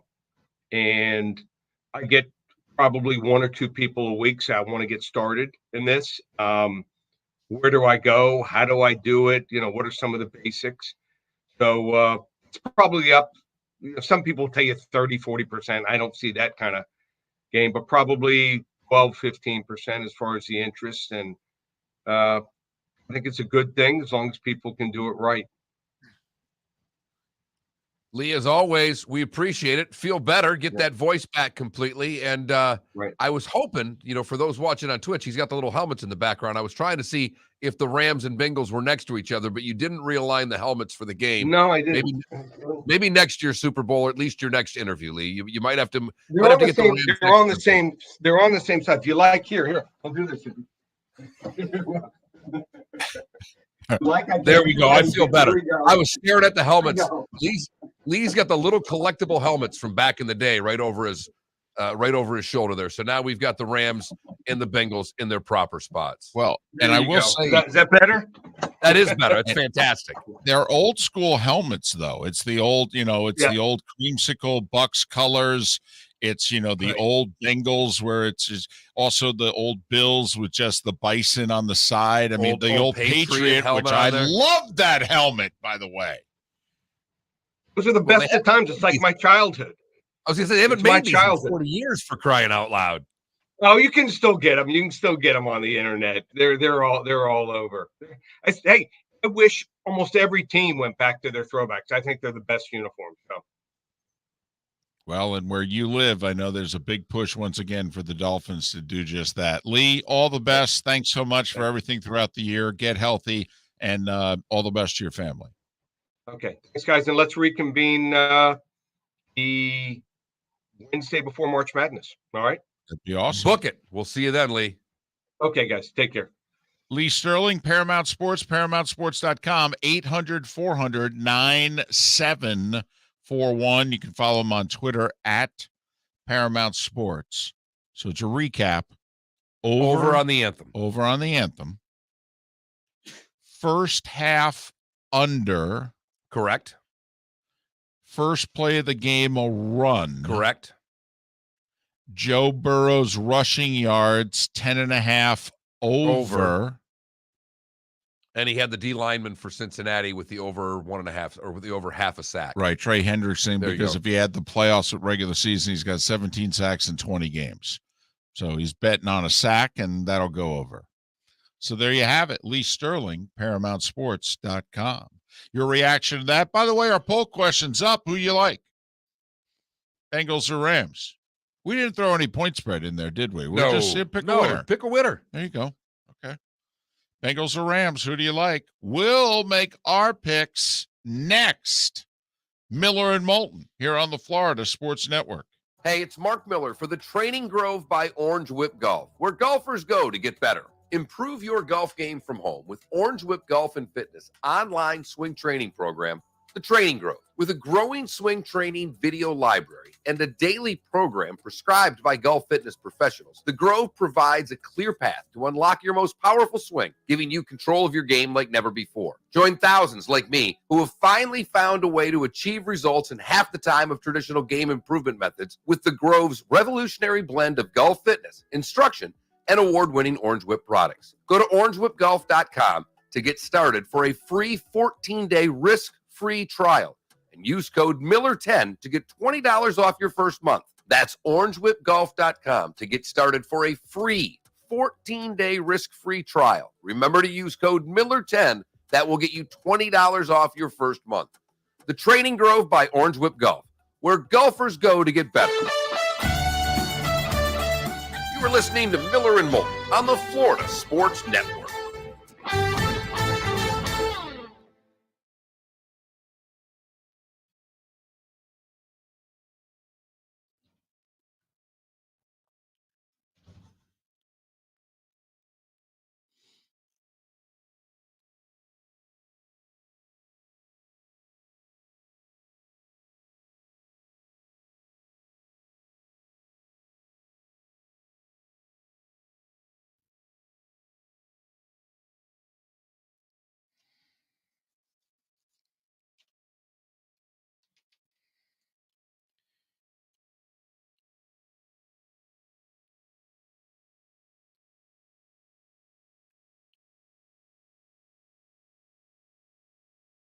Now, I've not gotten. Are they taking? Did they let the gold stay for the Russian team? I think they have. It looks like they have, because I'm seeing Russian teen skating sensation Kamila Valeneva test positive for angina drug. ROC said it's taking measures to protect gold medal won honestly. As in, honestly, they won it. Right.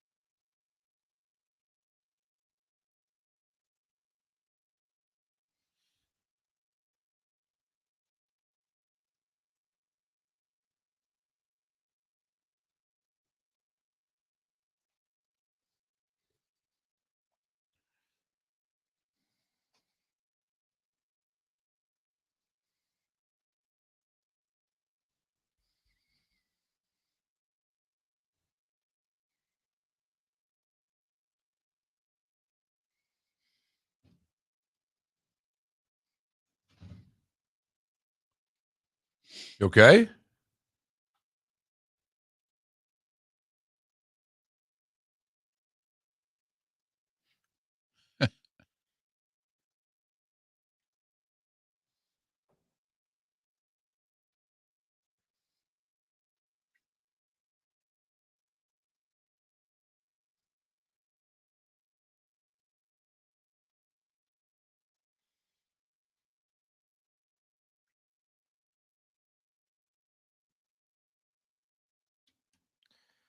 Ten seconds.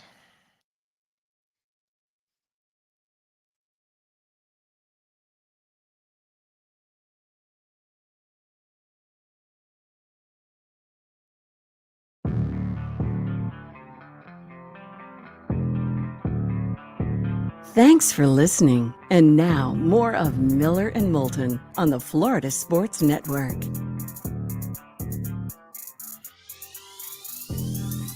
21 minutes before the hour. Miller and Moulton here on the Florida Sports Network, the Florida Sports Network. Super Bowl champion Amani Toomer to join us at the top of the hour to talk about playing in this game and his thoughts. Pat Kirwan in a little less than an hour, live from Los Angeles. His thoughts on the game, also about who got into the Hall of Fame with the announcement last night. In case you missed it, Tony Baselli at long last, first Jaguar to go in. Leroy Butler, born in Jacksonville, goes in. Sam Mills, the late Sam Mills, and Richard Seymour and Bryant Young along the defensive line, along with Cliff Branch, Dick Vermeil, and Art McNally. No wide receivers, none of the great pass rushers at defensive end. No quarterbacks or running backs made the finalist list.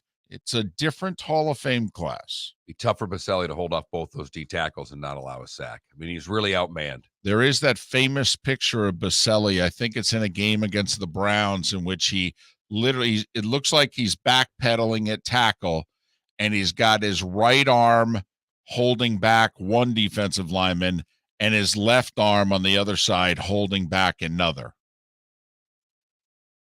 He literally looks like a human wall, using each arm to fend off an on-rushing defensive lineman. So, first Jacksonville Jaguar ever into the Hall of Fame. I'm so happy for him. I really am. I thought he's deserved it for quite a while. He's been good to us. He's been on our show, my goodness, 50 times probably. So just nice to see. And he's been a member of the media for a while, so he's had to answer this question. I think this was the 6th time he was up for it. I laughed, and during that break, I was just on Twitter quickly, and Zach Thomas issued a statement. I'm like, what the hell are you issuing a statement for? He didn't, and it was just, congratulations on everybody that's in. Thanks to all the fans for all their support. But I'm like, is that really where we are now? When you don't get in, you have to issue a statement? It's the world of social media, baby. I'm really pissed off. I thought I deserved it more than Sam Mills, and I think the voters screwed this one up. Now that'd be a hell of a statement. That'd be a statement. That's worth getting out there if that's how you feel. But all right, how do you feel about the game? I got overly excited about too many playoff games with teams with quarterbacks and receivers that I liked, and forget that defense is amped up a little bit in the playoffs. Maybe nerves are a little bit higher. Coaches coach a little differently in the playoffs. I thought what Lee said, there was a lot to that of a lower scoring first half. If you remember, obviously, the Rams' last Super Bowl, they barely scored at all in that game. In fact, they missed a late field goal that cost me nearly $8,000. Not that I'm bitter at all about Greg the Leg, you bum. But he's gone, so I can't pick against the Rams because of that debacle. At the end of the day, I just think that Joe Burrow is going to end up on his backside a little too much, and that the Rams' defensive front can slow Mixon down. They've done it against everyone else. Cooper Kupp is virtually unguardable. And at the end of the day, I think the Rams have a better team. They've had a better team all year long. I hope more than anything that David's wrong about Cincinnati going down the road in the future, that I hope we get a lot of Cincinnati Bengals over the course of the next decade. But they're a cheap organization, and there's no reason to say that what Moulton's claims aren't going to be 100% accurate based on history. But in this game, give me the Rams. I think it'll be a really good football game. I actually think Cincinnati may have the ball last in this game, and there may be a sack that ends it. I'm going to go Rams 27-21. Which puts you right on the cusp of the over-under, too, of 48.5, 49, 49.5. Not It's quite sure. barely an under right now. Barely. All right. Listen, the Rams are the better team. They won more games in the regular season. They've got more great players. They're favored. And for what it's worth, they're even playing in the cozy confines of home. And if that's not, a difference at SoFi, sleep in your own bed, that whole thing. All right.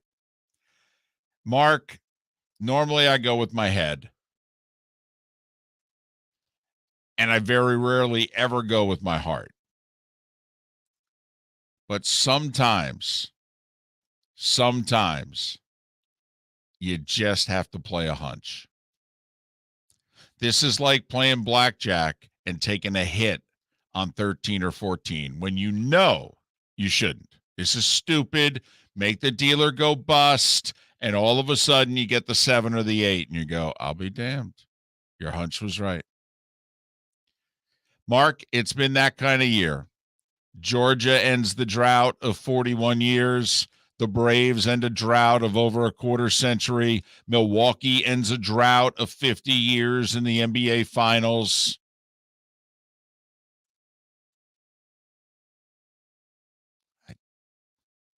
I think he's Joe Montana. And Mark, how many Super Bowls did Joe Montana lose? In fact, David, how many Super Bowls have Joe's lost? Not very many. I believe none. That would be the correct answer. Mark, they're not the best team in the NFL, but this is like the NCAA tournament in which NC State is cutting down the nets. And you go, how the hell did that happen? We've had it recently. The Giants have won a couple Super Bowls. They won 9 and 10 games in the regular season both times. They were not the best team in the NFL. I do have an interesting one stat I'm going to throw out at you. The Rams are the better team. The Rams are the better team. You know what the Rams' record is this year against playoff teams? This includes 3 playoff wins, mind you. The Rams' record against playoff teams is 5-5. The Rams are 10-0 against non-playoff teams. The Bengals, ironically, against non-playoff teams, 6-5. They got lost. They lost to the Bears. Didn't they? They barely beat the Jags, for goodness sake. They're 7-2 against playoff teams. They beat the Chiefs twice, the Raiders twice, the Titans. Mark, I feel like they're the inferior golfer who, when you get them in match play, finds a way to ham and egg it, and then they're tied with 3 holes to go, and they drain 2 Justin Leonard putts at the end, and you walk off going, how the hell did I lose to that guy? Give me the points. Give me the Bengals. Third time's the charm. McPherson again. 23-20 Cincinnati. David, I will never, ever bet on a team whose food choice is that garbage. There is that part of it, too. That Cincinnati chili is going to be all over that new white shirt. I can't defend Skyline Chili. Nobody can. And I went all in our Thursday night football game this year. I did. I said, maybe I've been a little harsh on you. I was actually talking to the bowls of chili. They brought them in by bowl. They were all wrapped. There were like 20 of them. We all looked at one another. There's like 7 of us in the booth going, that's a lot of chili for 7 of us. And nobody was partaking. Yeah, there's a reason for it. And I looked at everyone and said, come on, we're in Cincinnati. Do as the natives would do. That's eat it at 2:30 in the morning and throw it up at 3. I know I should take the Rams. I know it, but I'm not going to. Don't know what to tell you.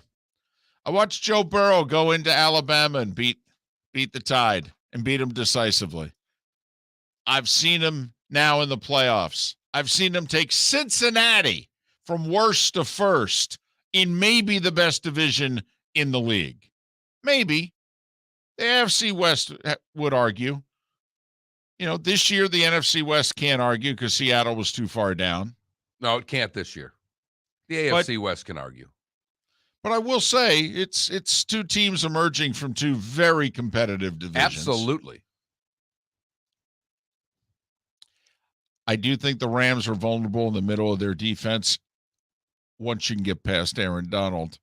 Linebackers, safeties, I do think you could take advantage of them.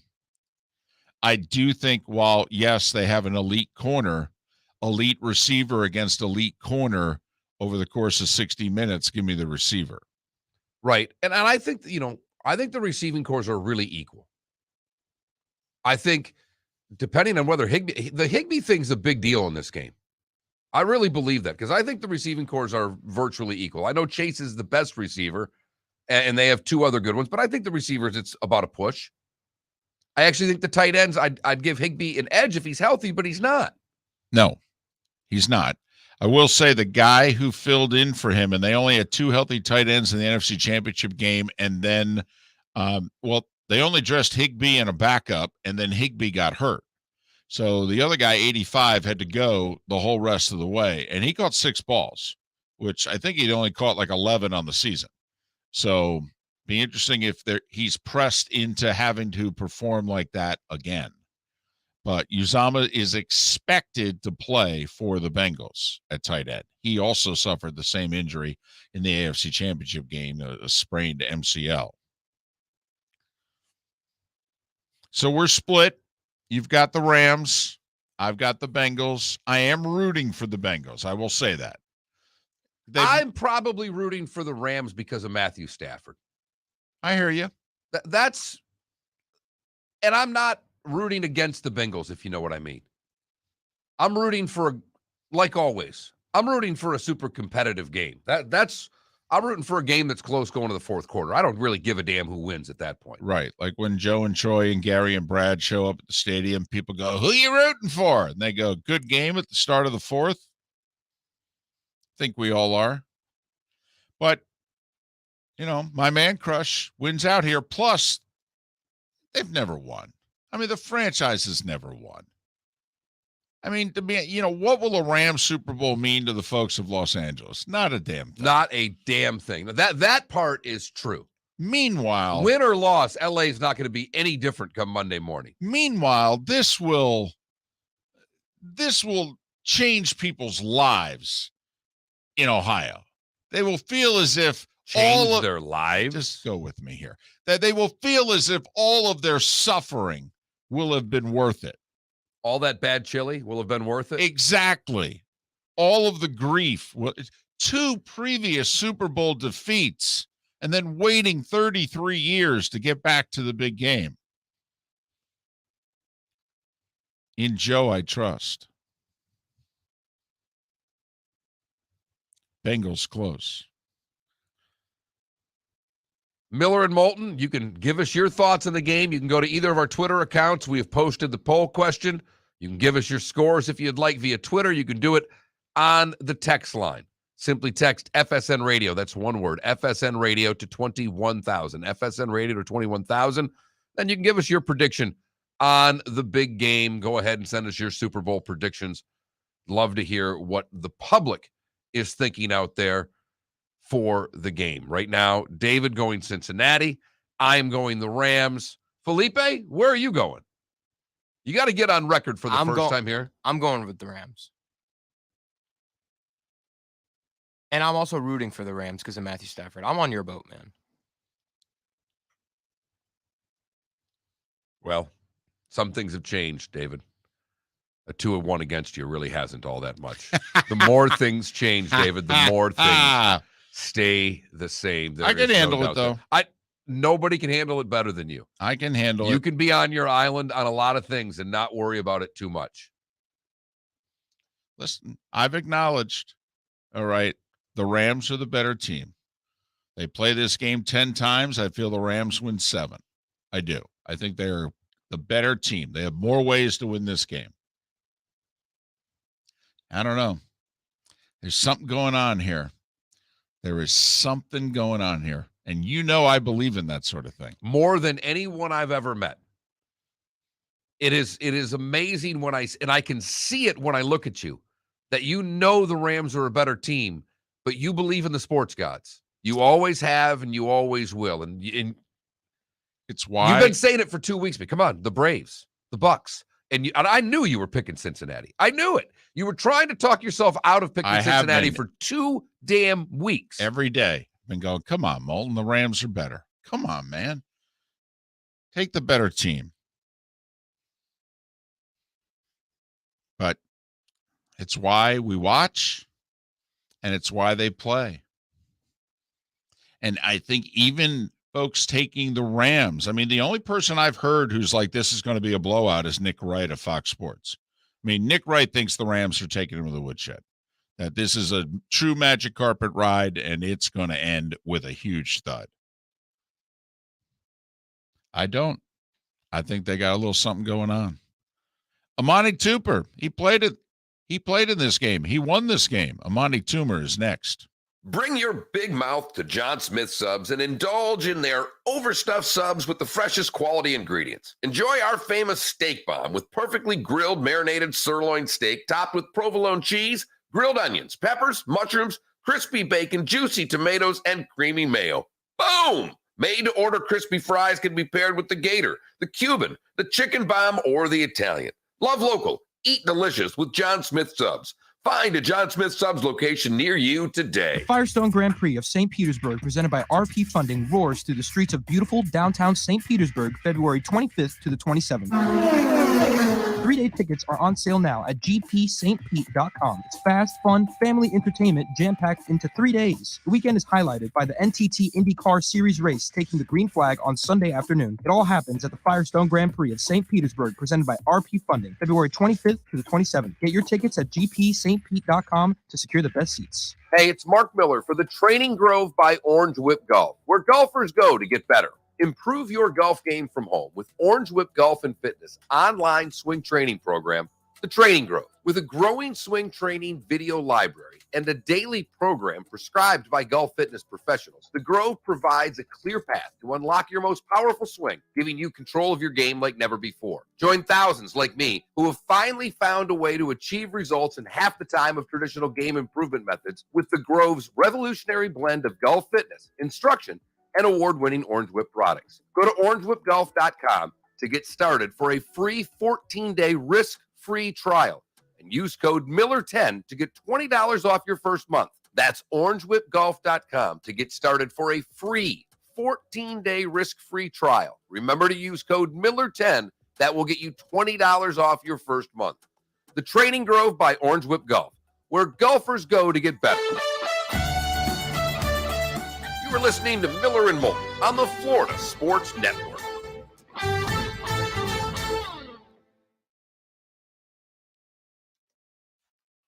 I just had a couple friends text me, "Boo, you suck for choosing the Rams." So yeah, screw you. Rams are winning.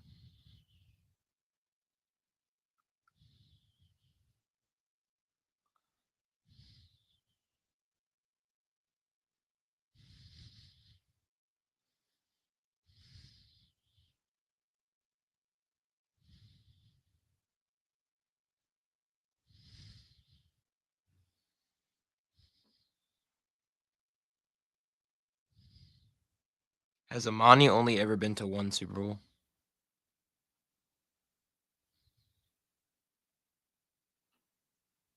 I'm sorry, what? Has Amani only ever been to one Super Bowl? Well, he played in the one. He was on the Giants team that beat the undefeated Patriots. Oh, really? He was their number 2 wide receiver in that game. It was Plaxico and Toomer were the starting receivers. I have literally got to ask him how the hell he ended up in Michigan with his dad going to play for Woody. I didn't know that.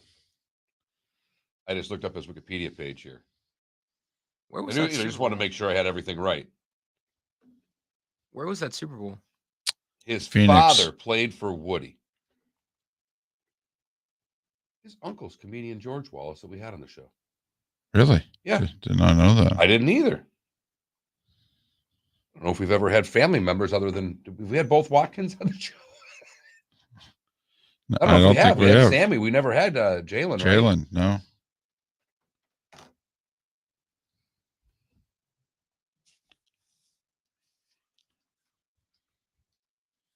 I'm not on a board. I was going to get on one, but then Sonny sold the last square on me. What? I'm really bummed out about it, too.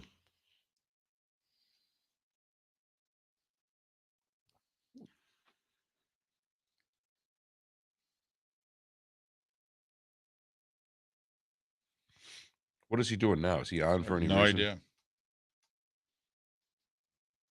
It doesn't. I don't get the sense he's doing anything. Okay.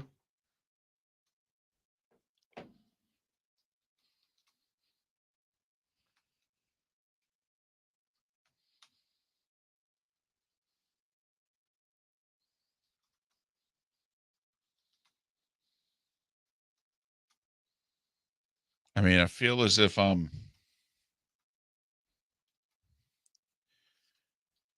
Tennessee should have beat them. Kansas City should have beat them. I just, it's either a magic carpet ride that's going to crash, or it's just one of those things we're going to look back on and go, how in the world did they win the Super Bowl? And I just got a feeling.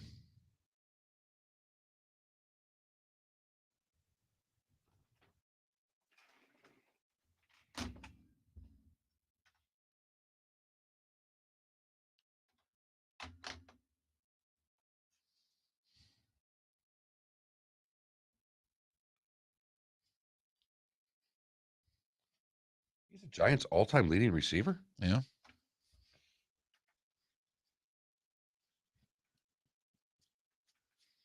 "13 years, I believe, a Giant."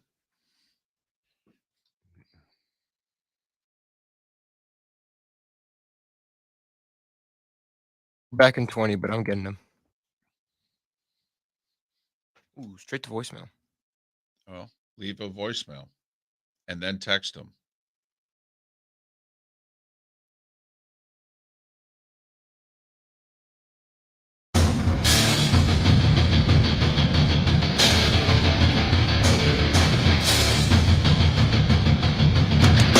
You are listening to Miller and Moulton, exclusively on the Florida Sports Network.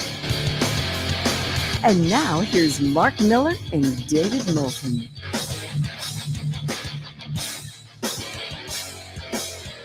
It is the final hour of Miller and Moulton. For those of you listening in Lake City and surrounding areas, Tampa, St. Pete, and Port Charlotte, and Venice, we are halfway home. For those of you in the 239, Miller and Moulton on the Florida Sports Network. The Florida Sports Network. He is a Super Bowl champion with the 2007 Giants. In fact, he's the Giants' all-time leading receiver. He's Amani Toomer. You can follow him on Twitter at Amani, the letter A, Toomer, Amani A. Toomer. Amani, it's David and Mark. Thanks for your time. Welcome. How are you? I'm doing great. How about you guys? Well, we are doing well. And when the Super Bowl comes around, what is it that you first start thinking of? I just think of the excitement that it brings to the city in which the team that you played for, and in my case, is the Giants. Just the excitement that it brought to the Giants, and also just the fact that everybody you ever met, ever known, even a little bit, is going to be trying to call you for Super Bowl tickets. But it's just, it's just such an exciting feeling. It's such an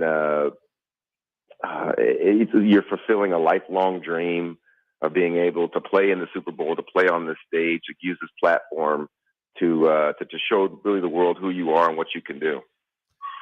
Do you remember when it set in? After winning the NFC Championship, do you remember when it first set in and your first feelings are, I'm going to the blanking Super Bowl? Yeah, it's almost like, most of my career was kind of like, I can't believe this is happening. I can't believe this is happening. You get drafted, you make a team, you're in your first game against people and you're playing against the other team and you see uniforms that you've been watching your entire life and you're like, am I really here? And it's just another one of those things, but to the next level because, everybody watches the Super Bowl. I don't care if they like football, don't like football. This is their first game of the year. This is an opportunity to reach so many people to get a chance to to watch you play. And it's very strange. It brings out a lot of people that I remember. I had a tutor in college, and she was calling me for tickets, and I'm like, I haven't talked to you in like 10 years. Like, what's going on here? So it's a very strange situation, and it just brings. The magnitude of it. You don't really get it until you're out and you looking back at the next year's Super Bowl, and you're like, wow, it was that big. It was all over the place. It's just, it's very, very, very, so it's a life-changing moment. Well, you kind of like your teammate Strahan there. You guys, careers damn near overlapped. You played 13 years. You make the Super Bowl in your 12th season. Did the fact that it took so long, did you feel like a rookie again? How did you feel before the game? Was it for someone, because we've got so many young guys that are in this game. And they may not know this may be their only game they're going to play in. Okay. And I'm just curious, you were a veteran. You were, in your 30s when you got into this game. Was it, a cliche question of, how did it feel? Did it hit you in warm-ups? Did it hit you when you were being introduced? Well, that was the second Super Bowl I was in. The first Super Bowl, we lost to the Ravens. Oh, that's right. My bad. It's funny. Nobody remembers that because nobody remembers who comes in second place. And I remember after Lawrence Tynes kicked the field goal for us to go to the Super Bowl, that my first experience at the Super Bowl was so bad because there's nothing like losing a Super Bowl. It is the worst feeling ever because you're so close, but then you're looking back at your season, like immediately after the Super Bowl, we'll be back again. And then you look at the season and all the things that had to go right for you to get back there and the probability of it happening. And the funny thing about it is me and Strahan were the only two people that were on that 2000 team that went to the Super Bowl and eventually lost to the Ravens and made it to the next year. So when Lawrence Tynes kicked it, I was like, oh my God, we're going back to the Super Bowl. It was such a devastating loss that it really, it took me a couple years to get over it. And I really wanted no parts of playing in the Super Bowl, oddly enough. But you know what they say: no guts, no glory. You got to get to win a championship. You got to go through all these mental hurdles. And to me, going to a Super Bowl was a mental hurdle for me because of the traumatic experience it was losing the first time. Have you ever rewatched the first one? No. Have you ever rewatched the one you won? Yeah. Yeah, I mean, I rewatched the one, and the only thing about it is when you win a Super Bowl, you think, oh, we blew that team out, right? And then I watched the game, and I'm like, wow, this play could have changed it. That play could have changed it. This guy, not getting off the field in time could have changed the game. Like, there's so many little things that go into a Super Bowl because it's such a competitive, because you're doing with the best of the best, and any little mistake could tilt the outcome of the game. So it's very high stress in that Super Bowl. And it's almost like I watched the Super Bowl a couple years ago, and I was still as nervous as I was, even though we played in it. It's one of those situations, like, that test you took when you passed it and you did really well, but you would never want to take it again. It's almost like taking the SAT, You're happy that you've done it, but you never want to take it again because it was so hard. And that's kind of how I look at a Super Bowl. Amani Toomer, 13 years with the Giants, a Super Bowl champion in Super Bowl 42. Were you nervous going onto the field in the fourth quarter of that game, or by that point in time, was it just another game? You know, the famous scene that NFL Films caught of Strahan yelling at the offensive lineman, 17-14, envision it, it will happen. You know, you come out onto the field there, 2.5 minutes to go. You know you got to score a touchdown or you're going to lose the Super Bowl. Or were you in the moment, or were you thinking, oh my blank, here we are? Honestly, I don't really, when you're playing, if you get nervous, then you're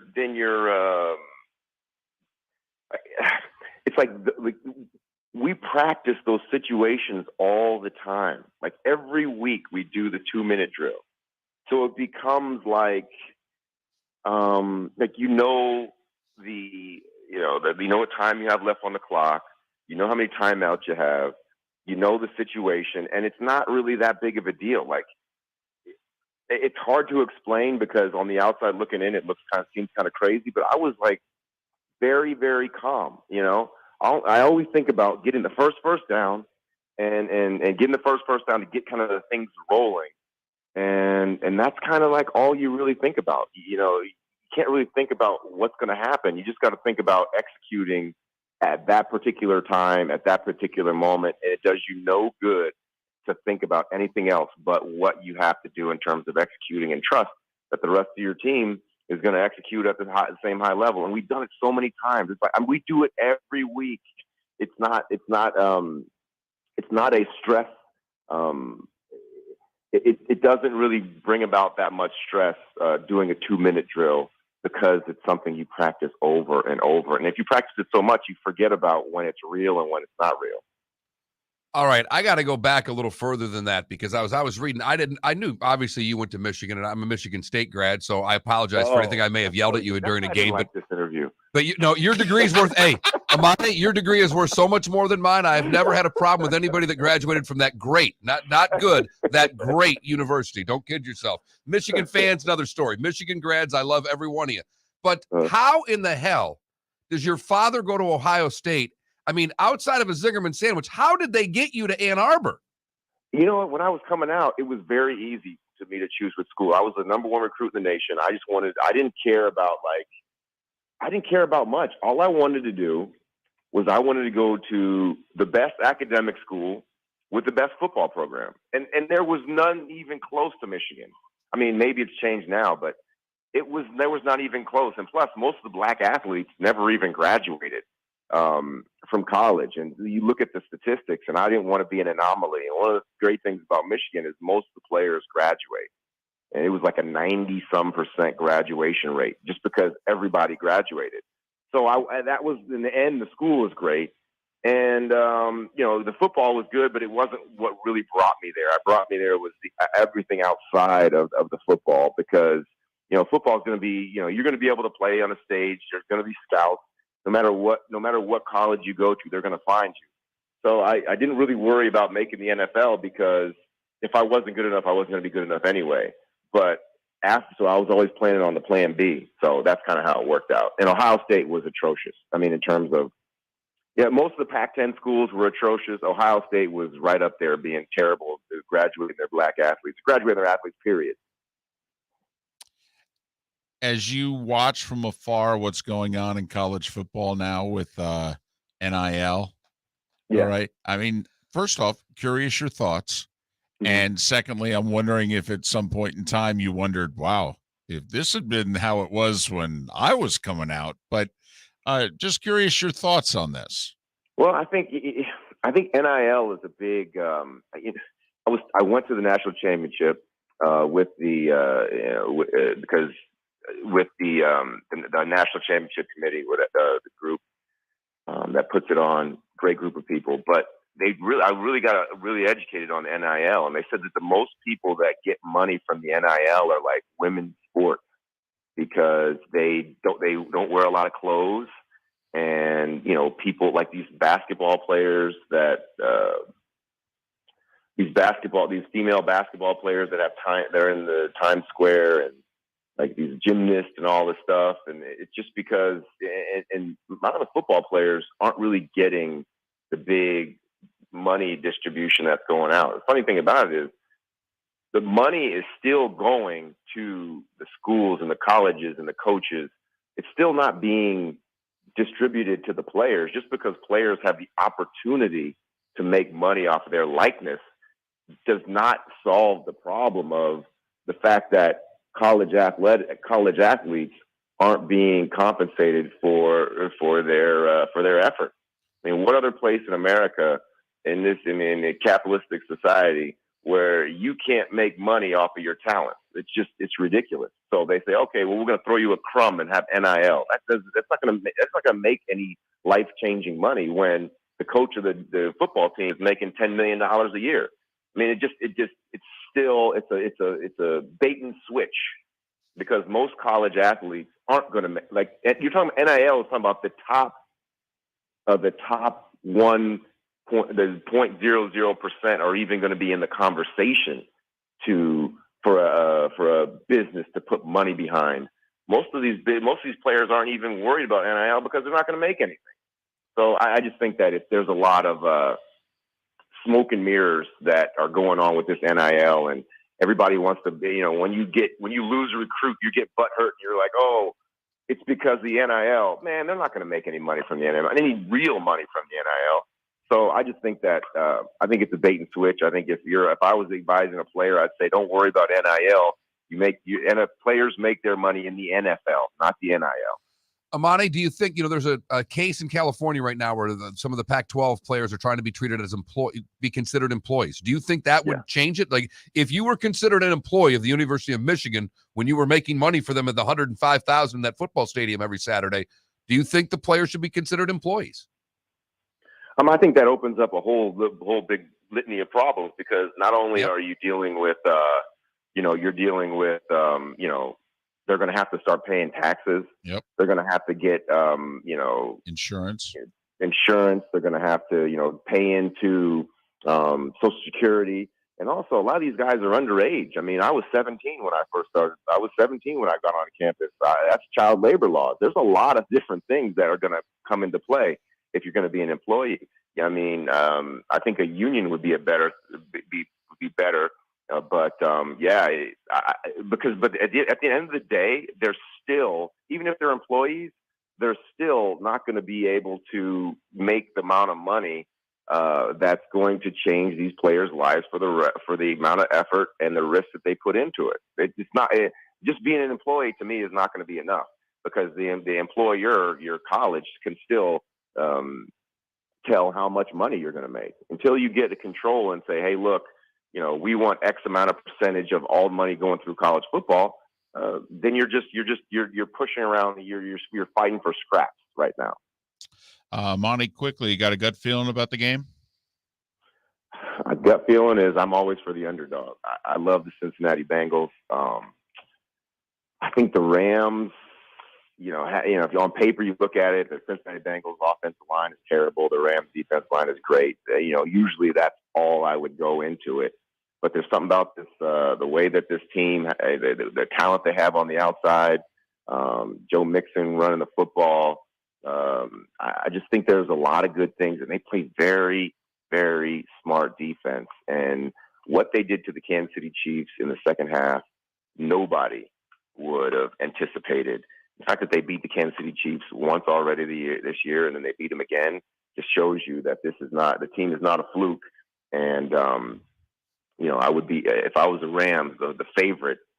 One of the things you never want to be in a Super Bowl with the favorite, because you have that, just because you have that mental, human nature takes over. I mean, we were the favorite when we played the Ravens, and I always thought, no, we're just going to go ahead and win this game. It's going to be easy. No, we got kicked in the mouth. So, always have a little bit of, football players are very good when you tell them they can't do something. When you tell them they can do something, that's when there's not very many football players, or very many people in general, that can overcome those types of scenarios. Amani, thanks for making time for us. We appreciate your thoughts and your insight. All the best. Hopefully we can do this again. All right. Thanks a lot. Appreciate it. Amani Toomer. With Michigan State. Hey, I got some, hey, every time I talk to a Michigan grad, Amani, I get a little bit smarter. So thank you. All right. Thank you, Amani. Amani Toomer. You know, it's funny. Here I am, lifelong Giants fan. I just blocked out that Super Bowl. Yeah, you did. Just blocked it out. Yeah. Normally, I'm pretty good about facts. I know you are. Just blocked it out. I could talk to him for hours. Yeah.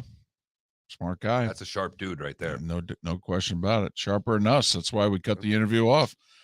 Amani Toomer joining us here on Miller and Moulton here on the Florida Sports Network. Hey, it's Mark Miller for the Training Grove by Orange Whip Golf, where golfers go to get better. Improve your golf game from home with Orange Whip Golf and Fitness online swing training program, The Training Grove. With a growing swing training video library and a daily program prescribed by golf fitness professionals, The Grove provides a clear path to unlock your most powerful swing, giving you control of your game like never before. Join thousands like me who have finally found a way to achieve results in half the time of traditional game improvement methods with The Grove's revolutionary blend of golf fitness, instruction, and award-winning Orange Whip products. Go to orangewhipgolf.com to get started for a free 14-day risk-free trial and use code Miller10 to get $20 off your first month. That's orangewhipgolf.com to get started for a free 14-day risk-free trial. Remember to use code Miller10. That will get you $20 off your first month.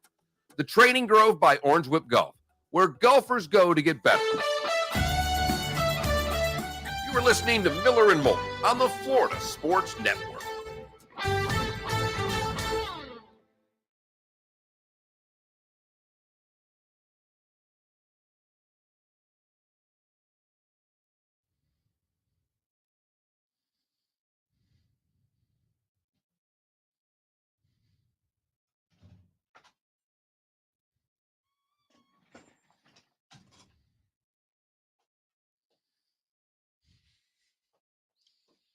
He's still young enough. He can wear these. He's only got a few years left. At 5 a.m. in the morning. That is a great 5 a.m. thing, though. You just throw that sucker on. Yeah. Great Bayama.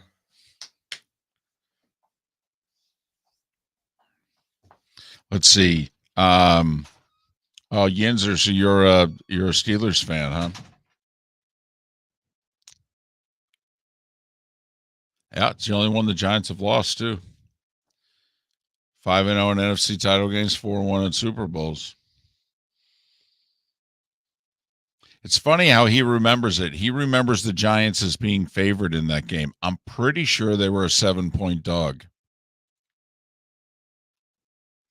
But it just goes to show you he was, so confident that they were going to win.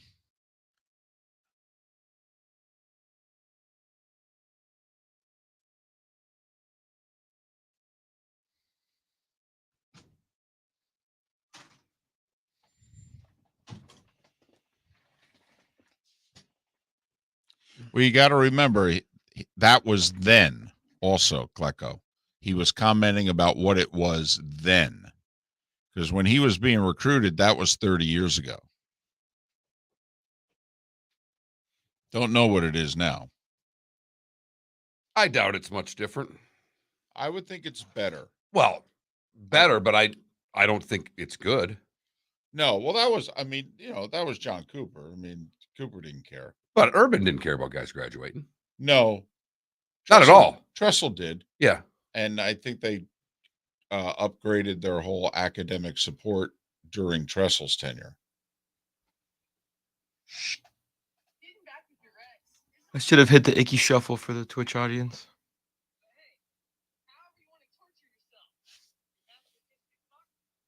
She's my favorite.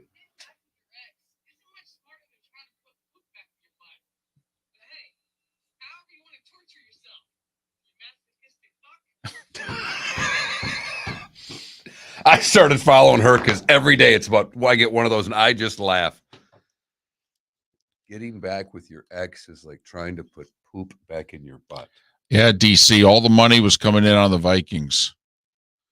The Giants opened as a slight favorite, and by kickoff, Minnesota was 1.5. But I think the Super Bowl, I thought the Ravens were 7-point favorites.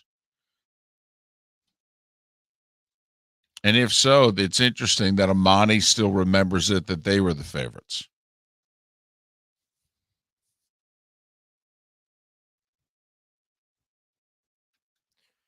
Number 15. Wow, number 15. That's me. Some cool cuts. Some cool cuts. It's okay. You don't. Sometimes it's better to not say anything than to sing and dance on air. It really is. It's a great commercial. You know, there's a. What is the line? Sometimes it's better to stay silent Is that the line? I mean, It's something than to like speak and remove or to leave people guessing as opposed to open up your mouth and right. gotcha. It says here the Ravens were just favored by 3. I thought they were favored by like 7. better to stay silent and let them think you're an idiot than open your mouth and remove all doubt. Something along those lines. Gotcha. I've renamed Felipe Skip, as in Bayless, because he changes his tune on things so quickly. He actually could do a segment and argue both points of the segment and think he's right twice. The thing is that I see both sides of everything. It's tough to do this job if you don't have an opinion, though, especially when I can change your opinion like that. You lack conviction. I'm just a middleman. I agree, Swoop. I do agree. We're coming back.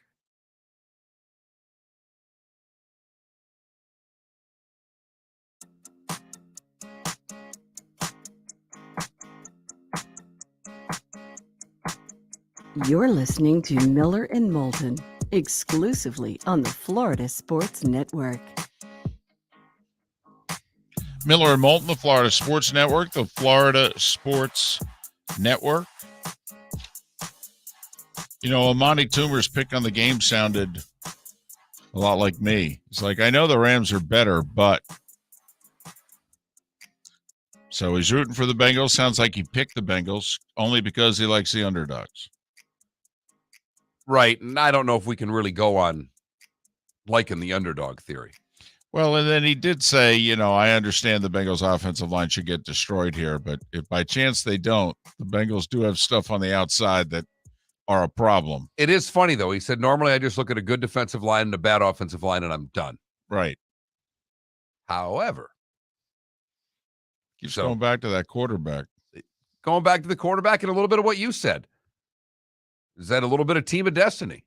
I mean, he kind of implied that these guys are somehow, and beating the Chiefs twice, I think is what sold Amani, is that it's not a fluke. Well, and that's my thing. You know, the Bengals are 7-2 against playoff teams. Ironically, both their losses are to NFC teams. They lost to the Packers and Niners, both in overtime and both at home. They beat the Chiefs twice. They beat the Titans. They beat the Raiders twice. Rams 10-0 against non-playoff teams, 5-5 against playoff teams. Think about that. They entered the playoffs just 2-5 against playoff teams. Obviously, though, playing really well, playing their best ball of the year, you could argue. Ever since that 3-game losing streak, they figured it out. Their only loss since then, I believe they won 8 of 9. Their only loss, that regular season finale to the Rams when they had them. And they let them off, or to the Niners, excuse me. They had them and they let them off the hook. But it's our poll question. Who do you like? At Mark Miller, the David Moulton, and also at FL Sports Network. Who do you like? Right now, Cincinnati has 55% of the vote. I think that's more who people are rooting for. I agree. But that's where we're at right now. We're at 55% of the vote. I voted for the Rams, 27-21. David taking the Bengals. 23-20. So Mark is just under by anywhere from 0.5 to 1.5 points. And I'm under with just a breath, just a little bit of space.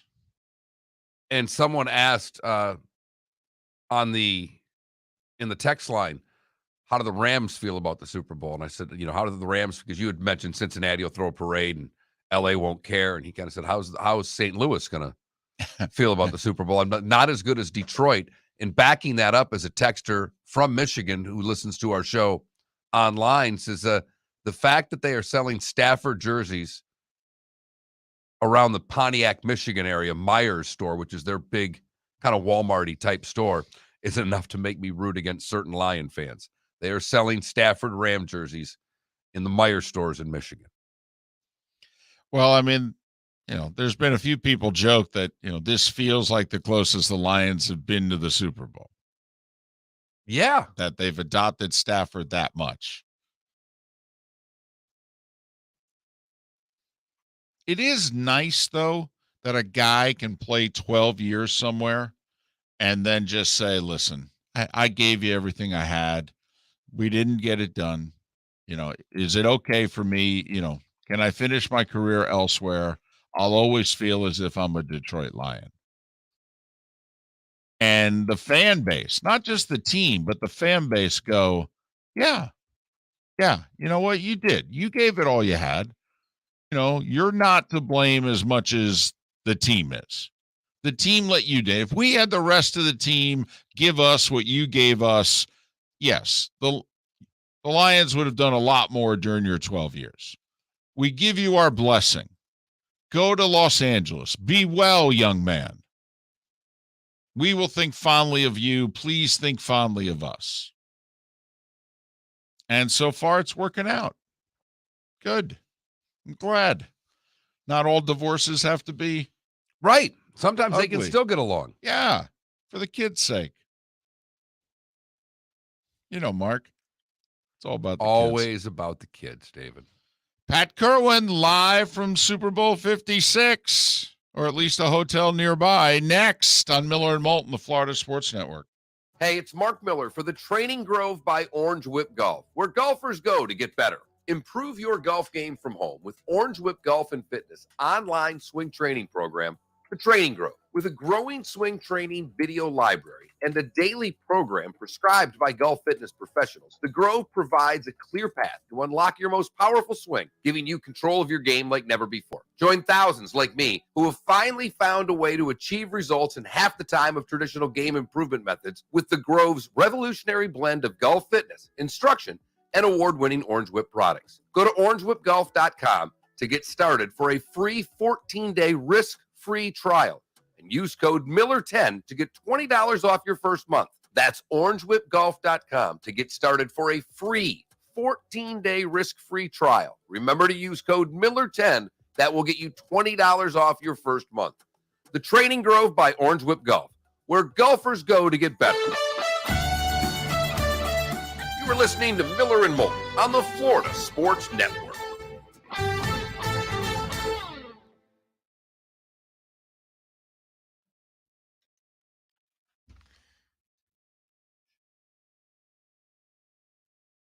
I think the Hawk is a pretty badass nickname.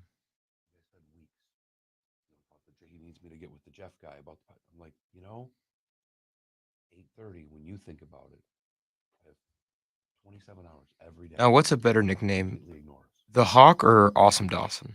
Because I won't remember this. Like, now I got to make a note. Like, what I'm doing, I don't think about this crap. Right now, I'm thinking about this. Right. Only this. He does it all the time. It drives me nuts. Can you ask him, please don't text me before 10? Either text me before 6 or after 10. Stretch me when you can't sleep. I told you the story. I had to tell Julie. Play with me, you can't sleep. I go, hey, you can't unload between 4:30 a.m. and 5:15 a.m. You can't do it. I got to be in a good frame of mind. I got to be relaxed. I got to be happy. I know what y'all want. You want to unload? You unload when you get home. You can unload all the way till you go to bed. But when I wake up, man, I got to inform and entertain. You don't. I need it to be nice around here. I need it to be calm. Something peppy. Snappy. Yes, Tom. Yes. No, seriously, we had it out like I remember when you said that because it was about a week of just bad stuff. It was just it was a year of it. I said enough. So if I heard it correctly, is the line for Bengals sacks half? No, line for one of the Bengals players. Trey Hendrickson, the defensive end for the Bengals. Yeah, and he's had a ton of sacks this year, right? Had 14.5 in the regular season. He's had 2.5 in the playoffs.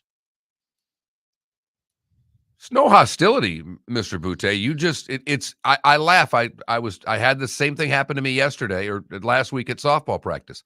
Guy asked me what I did. I told him what he did. He asked me about Flores. I gave him my opinion. He didn't like my opinion, so he sat there for 30 minutes and told me why I was wrong. Not sure why he asked my opinion. I disagree with you. And then you make 47 straight comments in the Twitch chat room. I get it. We're on opposite sides. I think you're incredibly wrong when you're telling me that it's so one-sided with the receivers. Cooper Kupp just won Offensive Player of the Year, but yet Chase is better. Okay, he might be better, but right now he's not a better receiver on his team. Jefferson and Higgins, that's a push. And you're telling me that, or Jefferson and Boyd, that's a push to me. And you're telling me that OBJ's worse than your receiver? I don't think so. I think the 49ers, I'm sorry, the Rams receivers are better. I think it's really, really close, but I think they're better. I think the tight end's better if he's healthy. And I think both lines of scrimmage are better. Are you including Robert Woods? No, he's out. No, he's out. I'm just talking about what's saying, right. I can't. He's not playing in the game. Yeah. I can't include guys that aren't playing. But OBJ can still play. Yeah. This isn't the OBJ that was in Cleveland. This guy's been playing his ass off. And Chase is good, but come on now. Cooper Kupp makes great blocks, gets open all the time. Come on.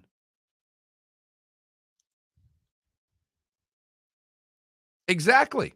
But the difference is that when I like this Twitch chat room to be for everybody. And sometimes people get nuts and just go, return. That's all. Yeah, a lot of people forget just how good Odell is. I mean, he's got some of the best. Purple Ringer's still open, Klecko? Ever since I quit doing sales, I never go there. That used to be my account. And Victoria moved to Texas, I think. What is it, like a vape Did store? she really? Like a smoke shop? Yeah, she sold it to someone that was working for her. I mean, probably when we were in the other act over there. Right. Because I reached out to her and she told me she sold the place. I want to say she moved to Texas. She was a cool lady. I always enjoyed talking to her. Oh, it's a tobacco shop. Klecko says it expanded. Well, you would think they would. Wish I'd have opened one. Wish I'd have opened one about 18 months ago. They're everywhere now. So's business. Man, you can't swing a dead cat without hitting a pipe shop anymore. Hey, how's business? Marijuana and gambling. Sounds like a platform. Yeah, we had it. Gave that away, too. 10 seconds. Good call, Pat, please. Yeah, on that.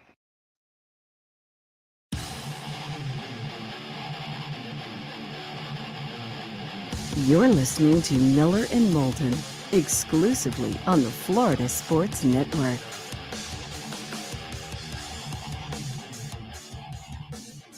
It's 24 minutes before the hour now. Miller and Moulton, the Florida Sports Network, the Florida Sports Network.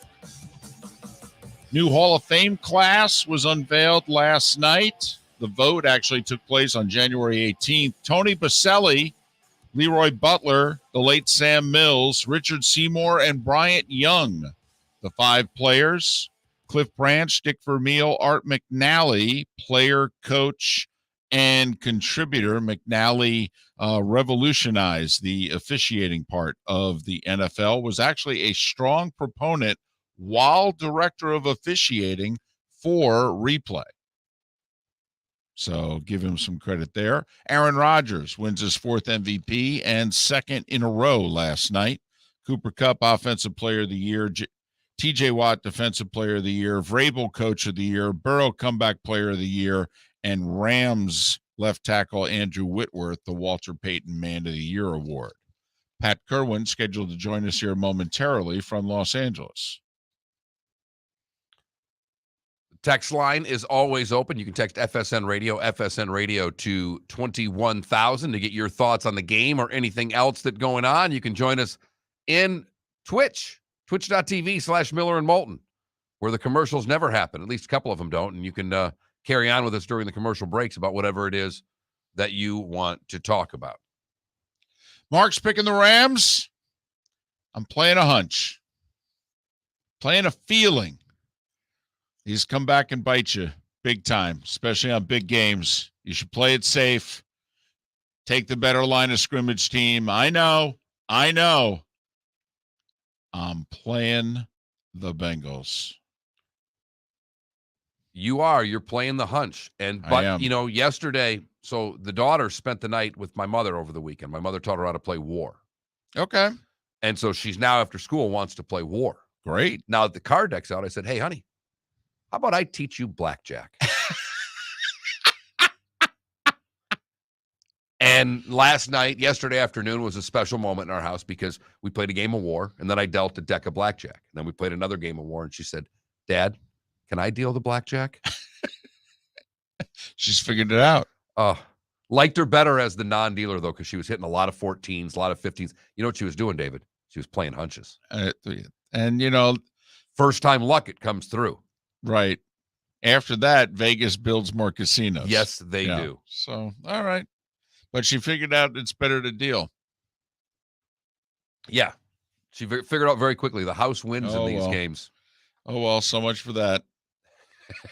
So much for 7, right? Yeah. 7. Boy, I appreciate the education you're giving her. Mom may not, but I think you're doing a good service here. No, but I taught her how to split 8s. And I thought that was an important step in her childhood.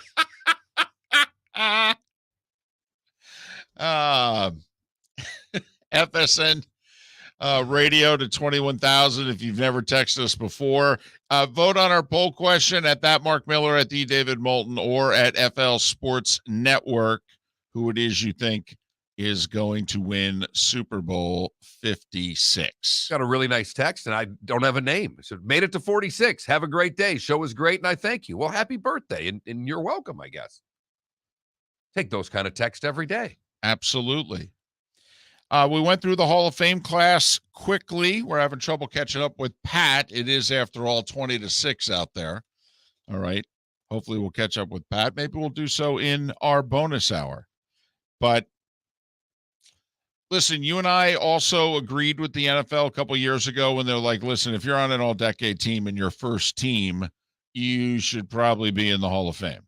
I mean, if you're regarded as the best player or one of the 2 best players at your position over a decade, that sounds like a Hall of Famer. Leroy Butler was first team All-Pro along with Steve Atwater at safety. Atwater got in the Hall of Fame. So Leroy Butler getting in.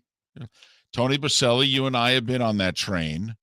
I was pounding the table for Richard Seymour. He's now the second Patriot from the dynasty. And that was the first part of the dynasty also, which was more on their side of the ball.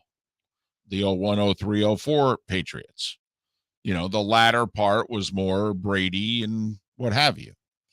So Bryant Young, legendary 49er, did a lot of dirty work inside. Not an all-decade guy, I don't believe. Actually, I believe he is. Okay. I believe he was in the 90s. Well, and I will say, we talked a little bit about this yesterday. There are a lot of guys on this list that we felt should have got in. None of the receivers get in. Right. And we're talking Andre Johnson, Reggie Wayne, and Torrey Holt from the Rams. And it surprised us that, Andre Johnson may be getting passed over this time because it was first time as a finalist. Right. And we all know that unless you're a no-brainer, you very rarely get in first time. But it is amazing, just the logjam that they went through last time. And he was, Bryant Young was all-decade team. I had to double-check that. You're right. But just the logjam that's about to happen. At what point does this hall have to go to 6 or 7 or vote in who they think gets in? Well, they got a couple years here where they could still deal with some of the log jams. Then they're going to have a couple classes in a row in which it almost seems as if it's done for them, because you're going to have some high profile quarterbacks and or even receivers that go in with them. Think about this year, Roethlisberger, Brady. Last year, Larry Fitzgerald didn't play this year. If he doesn't play again, he's going in first time with Breeze. All right, let me just give you 4 guys that are eligible next year. And you tell me when they get in. Joe Thomas. Oof. He's a 6-time first-team All-Pro. I think he gets in right away. Dwight Freeney, 3-time first-team All-Pro. Yeah, he'll wait because there's a little bit of logjam. I think they'll put DeMarcus Ware in before they put him in. James Harrison. Boy, that play in the Super Bowl. Never mind the fact that, of course, he's a Steeler, which is automatic induction into the damn thing. So, I'm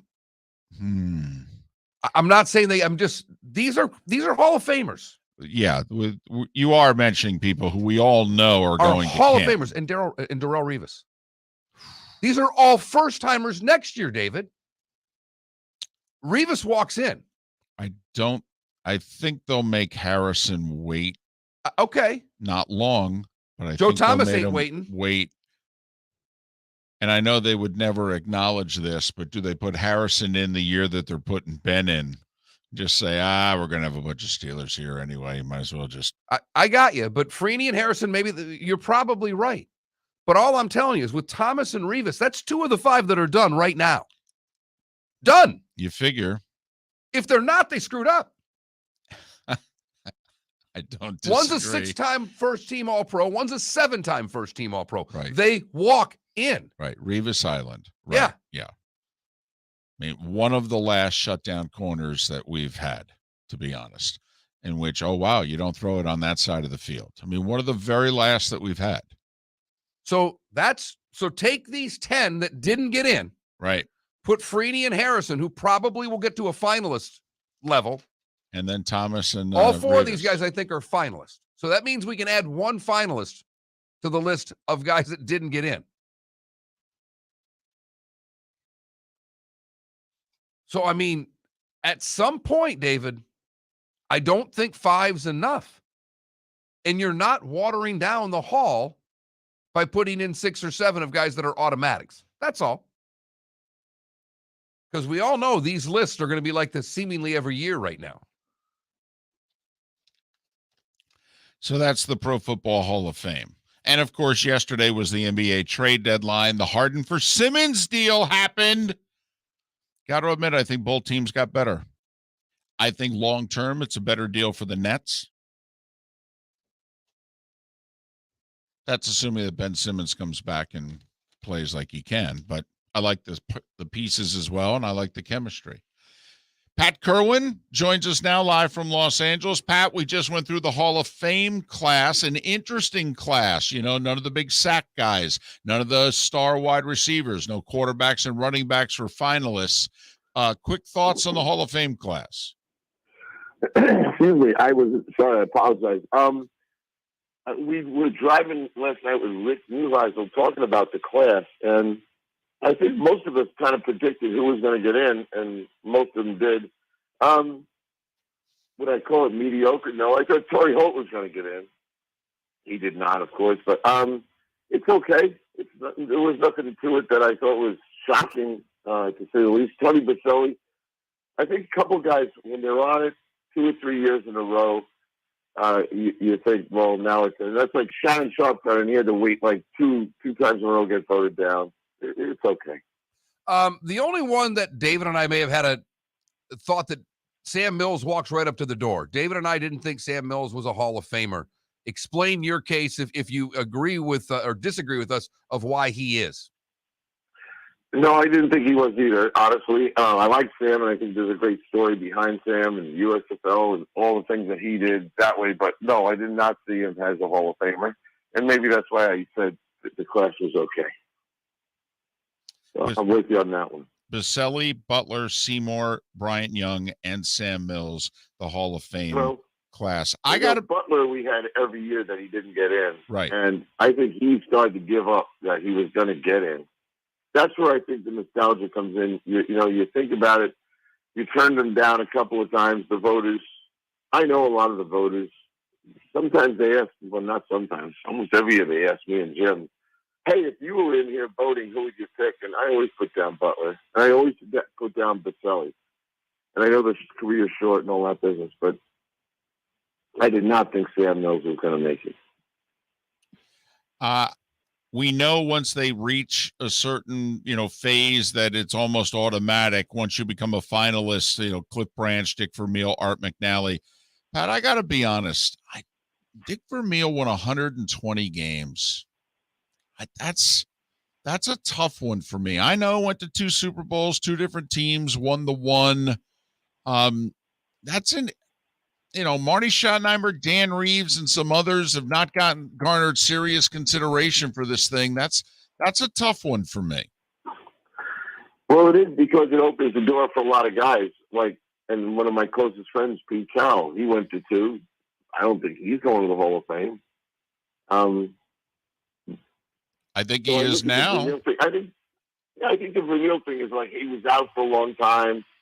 He's got a lot of friends and support that way. I like Dick a lot. He tried to hire me in Kansas City, and I always respect him for that. But at the end of the day, now you start thinking about all the guys that meet the criteria that he met, and you start thinking, are they all going to get in the Hall of Fame? I don't think they will, but I do think there's something unusual to Dick, being out for a long time and coming back and doing what he did. But I don't think that's a reason to be. So that's really, without me, now you're pinning me down, but that's why I kind of thought the class was just okay.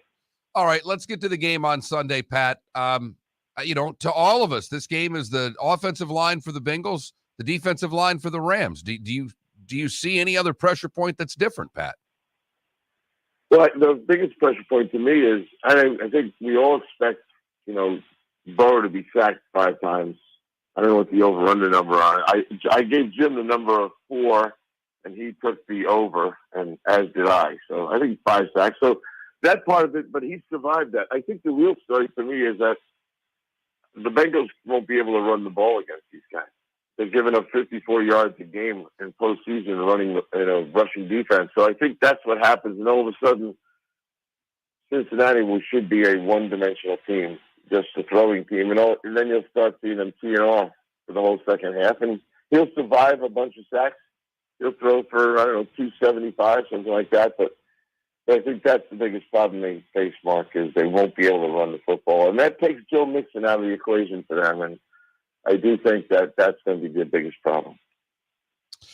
Is there another pressure point that you see? Is it possible the quick passing game that the talent they have on the perimeter can just start to dictate? I don't think you can win anymore trying to throw bubble screens, line of scrimmage passing attack. I think everybody's figured it out. You'll complete a couple, and I think coaches now look at it as let me get some rhythm with some completions. But I don't really see them being able to do that. I mean, you're going to have to throw the ball down the field. I'm telling you this. You probably haven't heard this from anybody, but I would throw at Jalen Ramsey. And that's one place I would not be afraid to throw. And it's not good. I think he's a great player and all that. He's the best corner in football. I don't know what that even means anymore, but I do think they have the receivers to go after Jalen Ramsey and not just say, it's not the old Deion Sanders days where you just stay away from him. So one last note I wanted to give you. Last night, I was having dinner, and who comes in and sits down at the table next to me? David Baker, who will not be knocking on doors. And we reminisce some of the things he did, I think, to make the Hall of Fame a little more TV special, if you will. But in regards to look, both teams are going to play 11 personnel almost the whole game because their tight ends either aren't playing or aren't healthy. So you're going to see 3 wide receiver passing attacks. And I don't think the Bengals fear Cam Akers getting the ball. He's under 3 yards to carry. You think anybody's going to be able to run the football, Pat? Well, the best running back's Mixon, and he's going against the top flight run defense, so no. And then I think on the other side, unless they decide to stop feeding the ball to Cam Akers and give it to Sonny Michel, I think then they might get some, but I don't think it's going to be that kind of game. I think it's going to be a throw, and both guys are going to throw the ball 35 to 40 times. You think high scoring or low scoring? Rick Muheisel, he said to me last night, I think the halftime score is going to be 10-7. And then the floodgates might open up. The over-under number was Well, it went down from 50 to 48.5. I don't know where it is this morning, but I'm always inclined to take the over. And that doesn't seem like they can't get to, well, the score I'm going to say today on the show, because we picked the game today, is 28-24, the Rams. So that's what I'm saying. That would make me in the over category. And right now, with it being bet down to 3.5, it would be an over, and it would be a Rams cover. Very quickly, Pat, you got about 30 seconds. Something that you've heard this week, most interesting thing you've heard from someone this week, either about the game or the league. Well, the league's a touchy subject, and they're dealing, they're still trying to figure out diversity. Arthur Blank talked about that for a while, but I interviewed a lot of guys yesterday. I'm looking at my list of the most interesting interview I heard and what they said. Let's see here. Justin Herbert. Got about 20 seconds.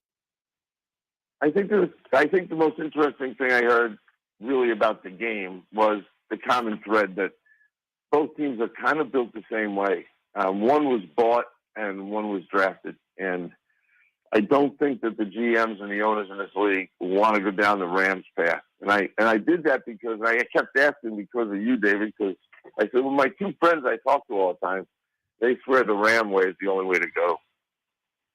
I don't know about only way to go, but I think it's a way to go. I'm glad they're doing it.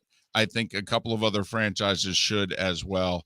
Pat, we appreciate you making time for us with the West Coast Super Bowl. Have a great rest of your weekend.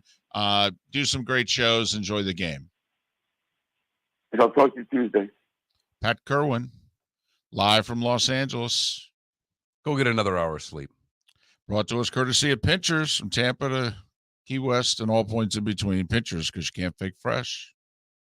The Firestone Grand Prix of St. Petersburg, presented by RP Funding, roars through the streets of beautiful downtown St. Petersburg, February 25th to the 27th. 3-day tickets are on sale now at gpstpete.com. It's fast, fun, family entertainment jam-packed into 3 days. The weekend is highlighted by the NTT IndyCar Series race taking the green flag on Sunday afternoon. It all happens at the Firestone Grand Prix of St. Petersburg, presented by RP Funding, February 25th to the 27th. Get your tickets at gpstpete.com to secure the best seats. Bring your big mouth to John Smith Subs and indulge in their overstuffed subs with the freshest quality ingredients. Enjoy our famous steak bomb with perfectly grilled marinated sirloin steak topped with provolone cheese, grilled onions, peppers, mushrooms, crispy bacon, juicy tomatoes, and creamy mayo. Boom! Made-to-order crispy fries can be paired with the Gator, the Cuban, the chicken bomb, or the Italian. Love local. Eat delicious with John Smith Subs. Find a John Smith Subs location near you today. Hey, it's Mark Miller for the Training Grove by Orange Whip Golf, where golfers go to get better. Improve your golf game from home with Orange Whip Golf and Fitness online swing training program,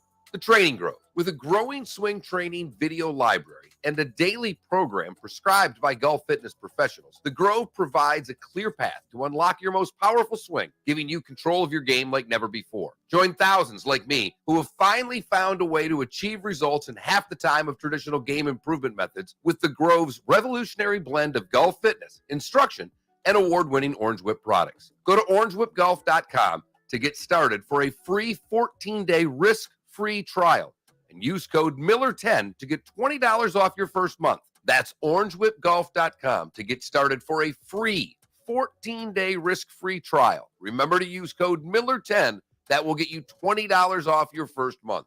The Training Grove by Orange Whip Golf, where golfers go to get better. You are listening to Miller and Moulton on the Florida Sports Network.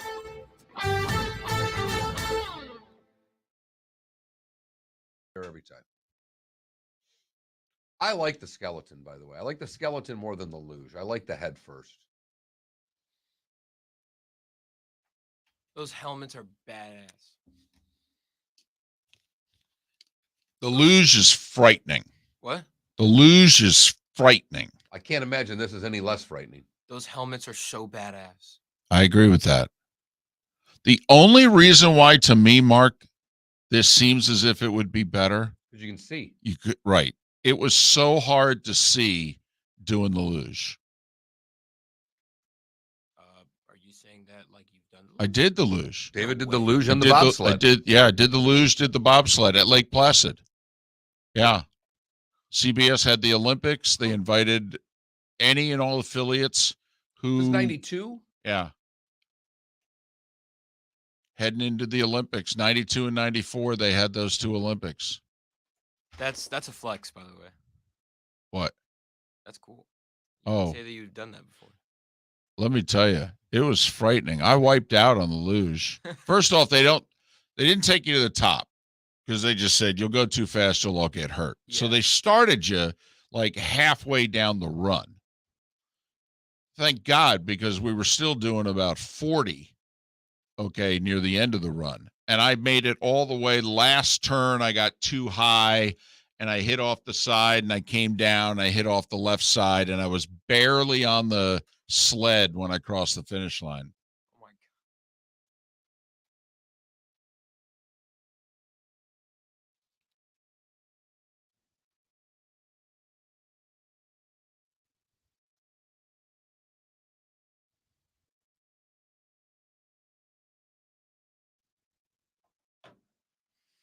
My mom said the expression goes, okay, better to be thought a fool than speak and remove all doubt. Yes, there it is. I knew there was fool in there. Yep.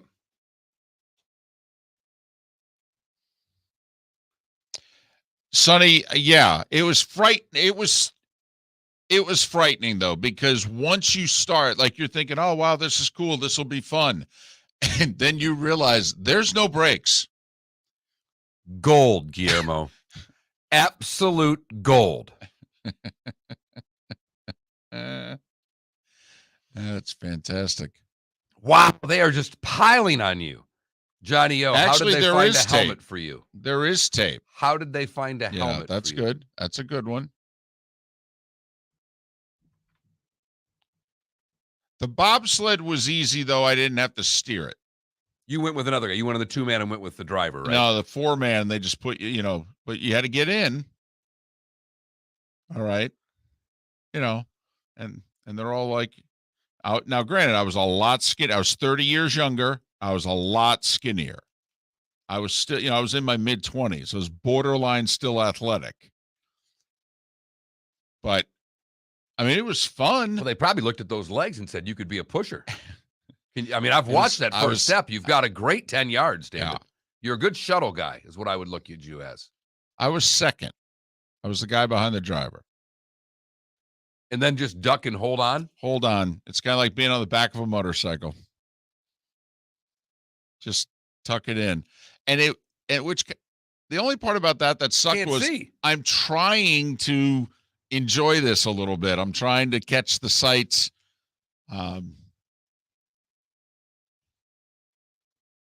Trying to see, some of what the driver's seeing, like, how fast does it come up on you? I will say for that one, we were at the top of the run. We're coming back.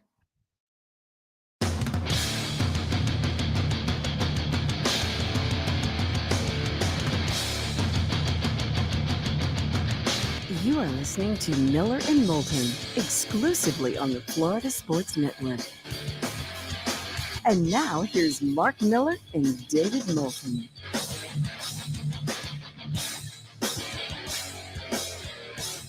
It is the bonus hour of Miller and Moulton here on the Florida Sports Network, the Florida Sports Network. Super Bowl 56, a little over 48 hours away. I guess technically, what are we talking here? About 56 hours, something like that. Which is fitting. It's Super Bowl 56. Rams 3.5 to 4-point favorites, depending on where you look. Over under in the 48.5 to 49 range. So, pick 27-23, 26-22. Somewhere in there. Rams win. I will say though, and do you agree with Pat Kirwan's sentiment that neither team will be able to run the ball? For the first half. I think the team that runs the ball more effectively in the second half wins. Because I think someone's going to commit to it for a whole game, and I think it's the Rams. The Rams' running game has been spotty. They have done their damage. Matthew Stafford, Cooper Kupp, Odell Beckham Jr. That's where they've done their damage. And I don't think someone's running for 170, 180 yards, something like that. But I just think in the second half, the team that's going to be able to keep the defense on the field longer, to be able to run here and there, to be able to, those 7-8 minute drives, I think in the second half are going to be available for teams. Now, I will say Sean McVay did a terrific job in the NFC Championship game of sticking with the run for a long period of time. He softened up the Niners. They ran a lot more plays than the Niners. I don't think it was a coincidence that the Rams broke through in the final 17, 18 minutes of the game. Yes, the safety dropped the one pick that was surefire from Stafford, but they had scored a touchdown the drive before that. They ended up, after he dropped that ball, driving down, kicking a field goal. They got the ball back again, drove down, kick another field goal. They had worn the Niners defense out a little bit, just enough to be able to come back in that game. And part of it was McVay in the first half, Mark, really stayed with the run. And the plays added up, just like body punches in a fight. What's interesting is McVay has called plays in this game before. Remember, though, Zach Taylor was on the Rams staff in that Super Bowl against the Patriots 3 years ago. So he has gone through this before, not as a play caller, but he has gone through Super Bowl prep and all that. Amani Toomer on the show earlier, and you asked him about nerves on that famous last drive and their Super Bowl win. And he didn't laugh it off, but he grinded it down as to why it wasn't there.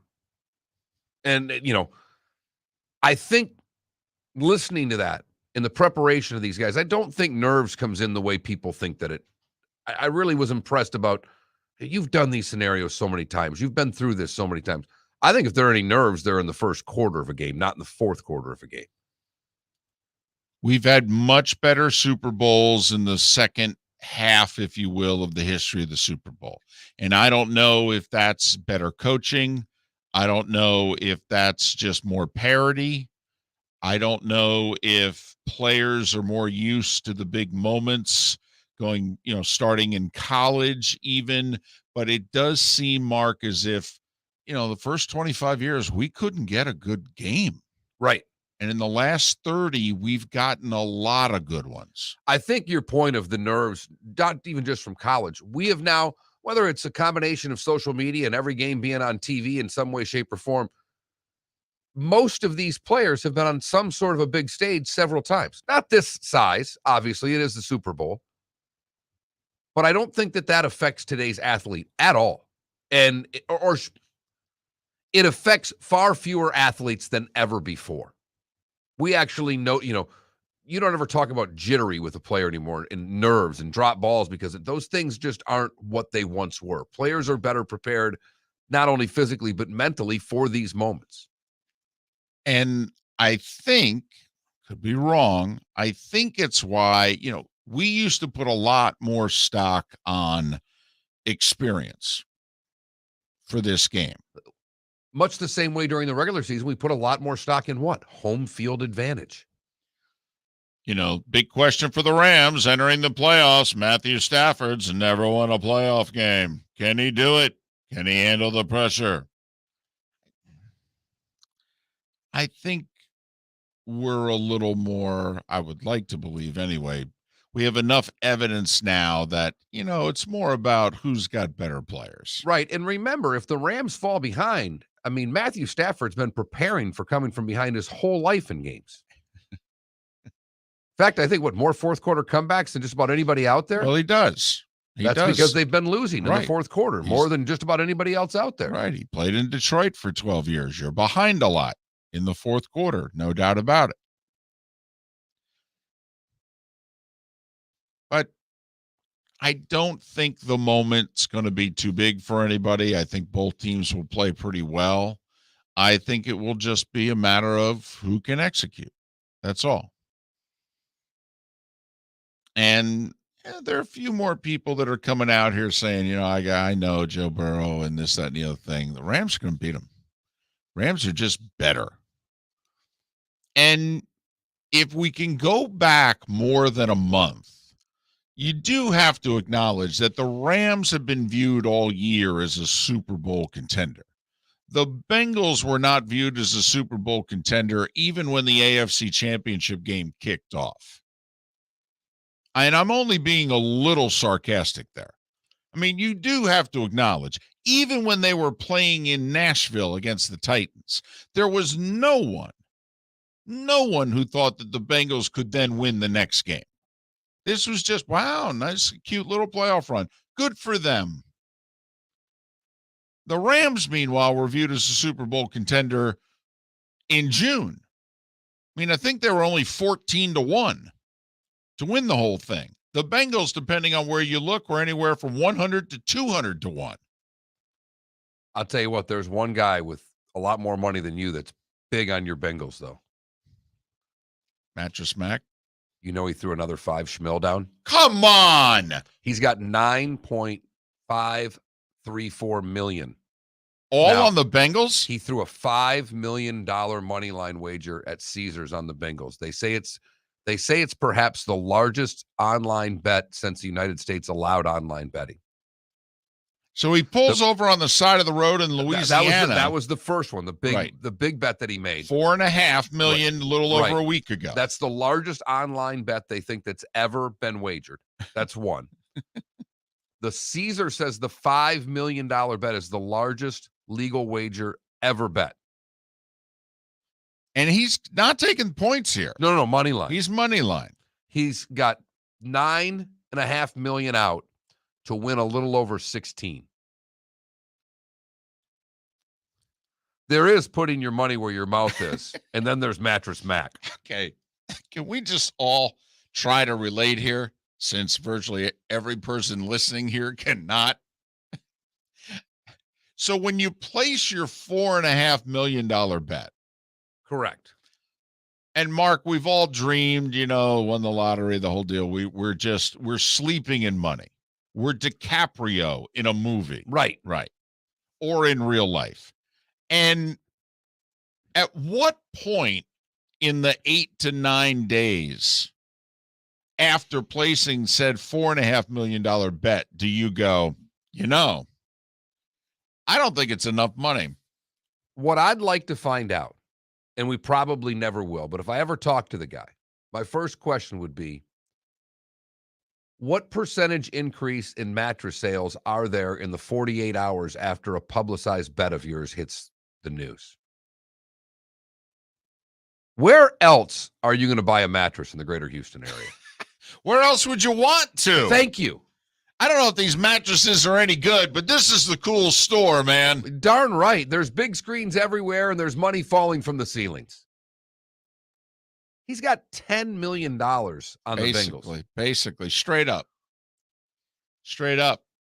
Now he gets better odds playing the money line as opposed to taking the points for those that don't gamble. That's why he's, taking the money line. They're plus 170. So 9.5 would equal out to 16 million if he wins. And he figures that they're going to win. So, I'll take the better odds with the money line, then the better payout anyway than the points. 9.5. Damn. And it's not like he's based out of Akron or Cincinnati. Right. He's out of Houston. Right. He's just a gambler. Not a dog in the fight. Not really. I mean, I know they like LSU there. The whole Katrina thing, a lot of people moved there, the whole deal. But, man, that's serious. He didn't bet as much money on the Astros, for goodness sakes. Now, he kept placing bets. Kept throwing down, here's 3 million, here's 2 million, here's another million, the whole deal. But I don't even think he got to 9.5. I don't think he got to 9 there either. Wow. As is being asked in our Twitch chat room, how many mattresses is that? A lot. Not only that, I mean, the profit margin. I mean, it's not just the sale. First off, the profit margin in mattresses has to be gigantic. Have you ever seen anybody in any of these mattress stores ever? There's 65 city mattresses around here. I never see anybody at any of them. They spend more money than Moses on commercials. Right. Obviously, they're There has got to well. be a really good profit margin in mattresses. Well, I mean, you do have to acknowledge, though, it's not a bad business to go into. We got 330 million people in this country, and 320 million of them sleep on a mattress. I got you. So No, I got you. But there's a lot of mattress stores in terms of, the old 2% of the people wake up intending to buy something today. Is it a mattress? Apparently it is. I always felt uncomfortable in those stores. I mean, do you really just throw yourself onto the mattresses? You just go from one mattress to the next, rolling around going, oh man, this is comfortable. I'll tell you what's even strange, because we jumped up and bought one of those Sleep Numbers a couple years ago. So then they put you on it and give you the whole reading. Oh, wow. So you went for a ride, yeah. You? Up, down. Right. Is this too hard, too soft? Too hot, too cold? How do you like your porridge? Right. Exactly. Then they tell you what your number is. Huh. What's your number? Like a 35. That's soft, isn't it? Yes. Just like me, David.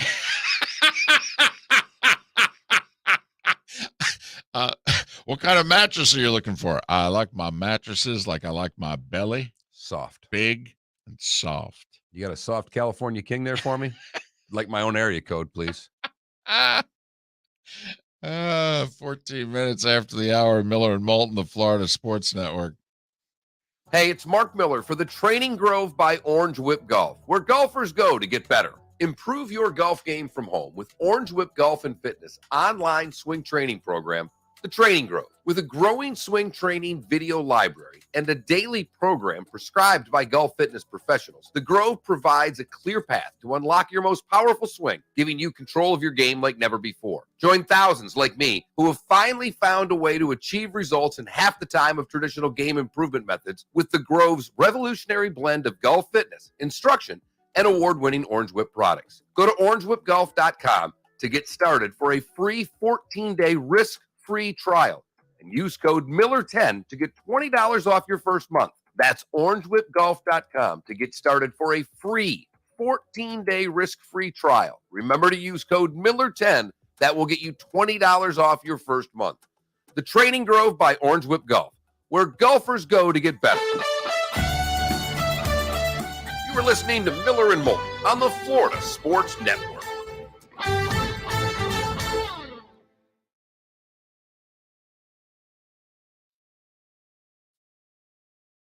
Look at that. 50, 70%. Thank you for the research, Guillermo.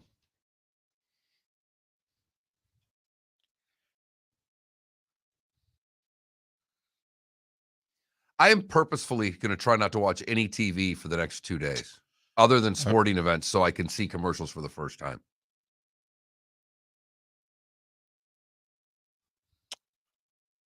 Huh. My wife is going to a play on Sunday. Want to do an NBA guess right now? I don't see why not. Okay. One of the many just got back. I'm available. Okay. Who is it? Brian Toporek. Okay. Toporek. Oh, okay. Brian with a Y. Bleacher Report. Yep, I know who you're talking about. All right. Take down this number. Turn the mics off. Brian. Turn the mic.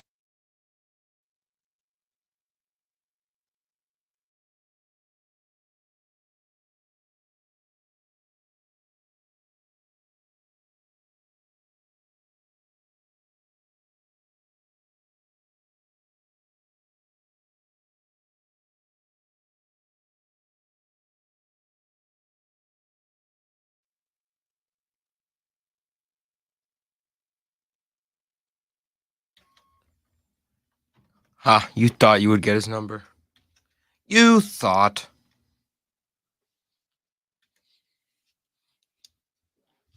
Toporek, right? I've got Toporek. And who's he with? Bleacher Report. There you go.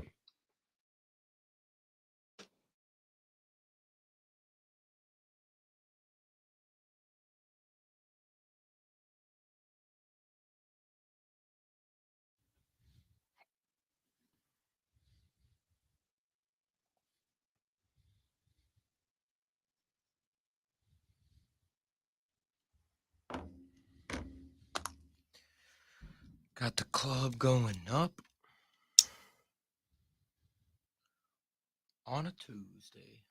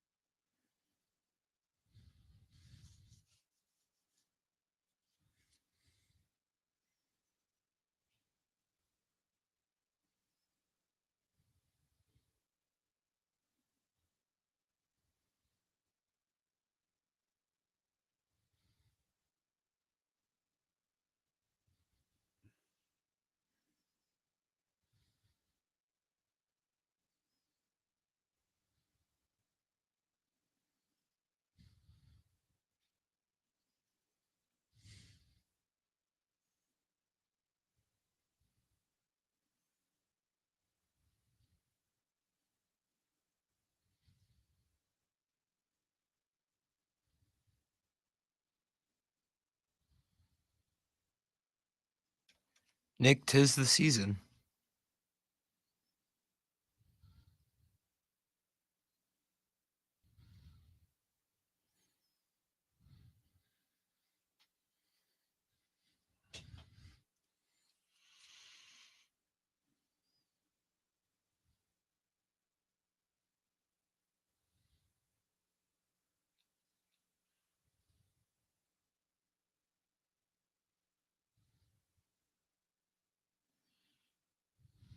Winhurst won.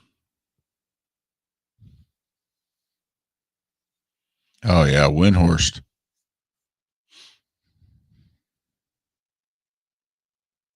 Had a guest, NBA guest, I think 3 days this week, Nick. Having another one. Get ready. Well, that's why it's already up on the screen. Get ready.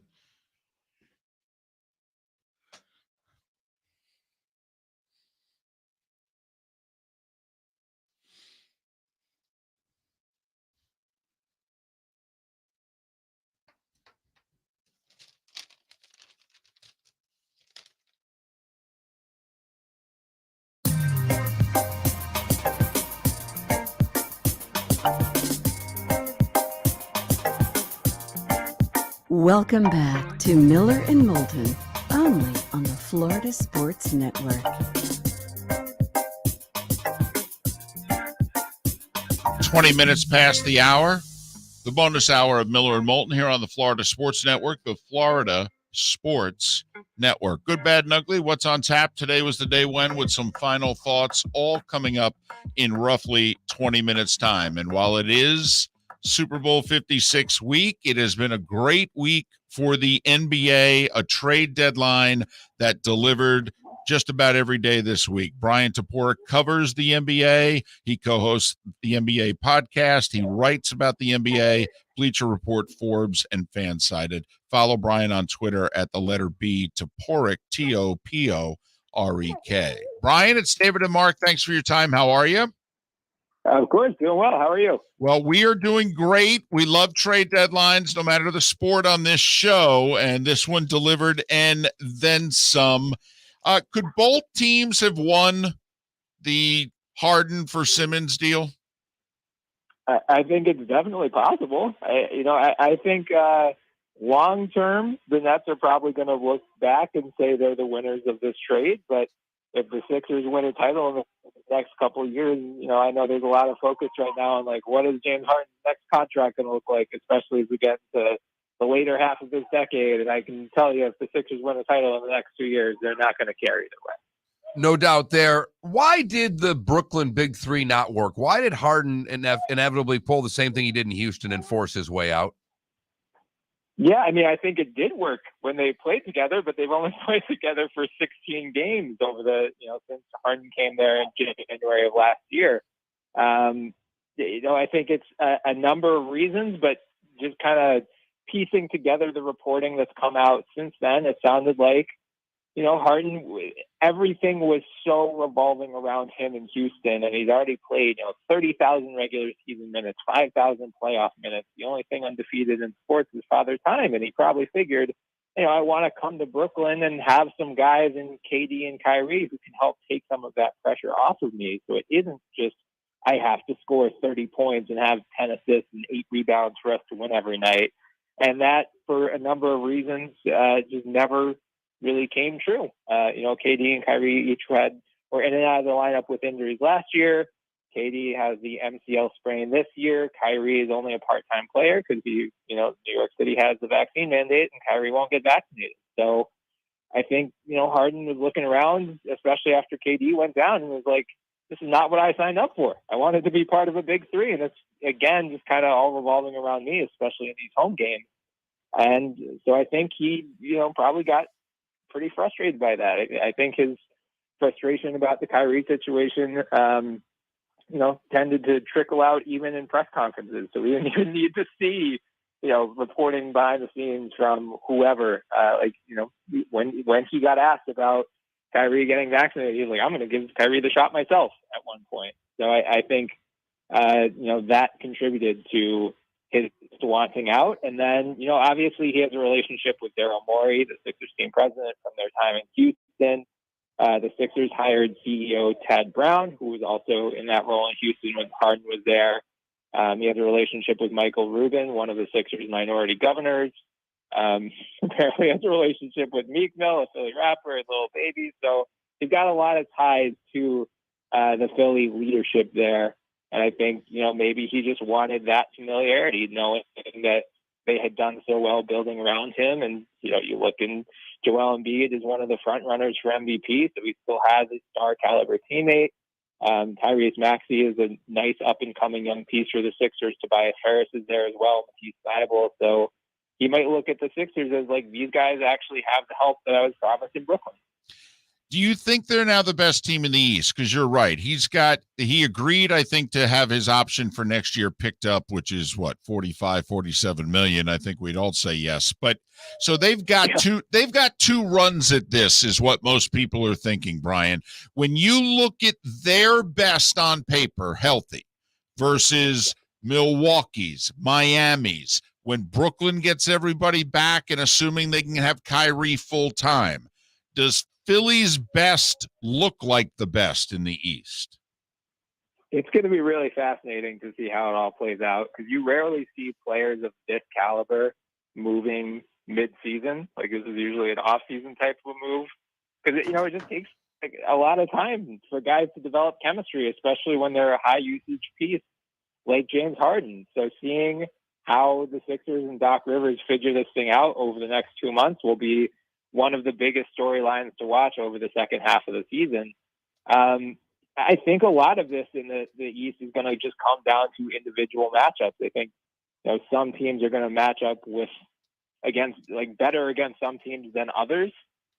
I look at Brooklyn and I still wonder who they have to defend Joel Embiid. They got Andre Drummond as part of this deal, but for as good as Andre Drummond has been in a backup role for the Sixers this year, I wouldn't feel super confident in him in a 30, 35 minute per game role. And, they have LaMarcus Aldridge, Blake Griffin, Nick Claxton as well. So maybe they just throw just an endless wave of bodies at Embiid and hope, those guys are 24 fouls combined. That might be their best hope. Milwaukee, I think, until proven otherwise, should be in the conversation as one of the best teams in the East. We don't know when Brook Lopez is going to return. He's been out pretty much. He's played one game this season, and then he's been out with a back injury. They did just get Serge Ibaka at the deadline, which gives them some at least reassurance, because they've been playing Bobby Portis as their starting center for most of the year. So they at least have another option there. I think Miami is honestly one of the best values right now. I know they were one of the few teams that didn't do much of note at the trade deadline. But, they've been, every team throughout December missed so much time with COVID. But, since they've started to get guys back and have the Lowry, Butler, Bam Adebayo core, they've looked really good. I think defensively, it's going to be really hard to match up against all three of those guys. And then, throw in PJ Tucker as well. They are going to be the physical, annoying team to play against in a 7-game series. So right now it's hard for me to have any conviction about who's going to come out of the East, because I could honestly see like 5 or 6 teams have the potential to do so. And it just comes down to how quickly these new guys in Brooklyn and Philly, respectively, how quickly they get up to speed. Who missed out by not making a deal? Who surprised you the most when the trade deadline had come and gone and Team X didn't do anything? I would say Chicago. I thought, they've already kind of gone, I don't want to say all in because they still had Patrick Williams, but like they had, they go get Lonzo Ball, Alex Caruso, DeMar DeRozan in the offseason. They've done so well throughout this season. I think they're better than a lot of people expected.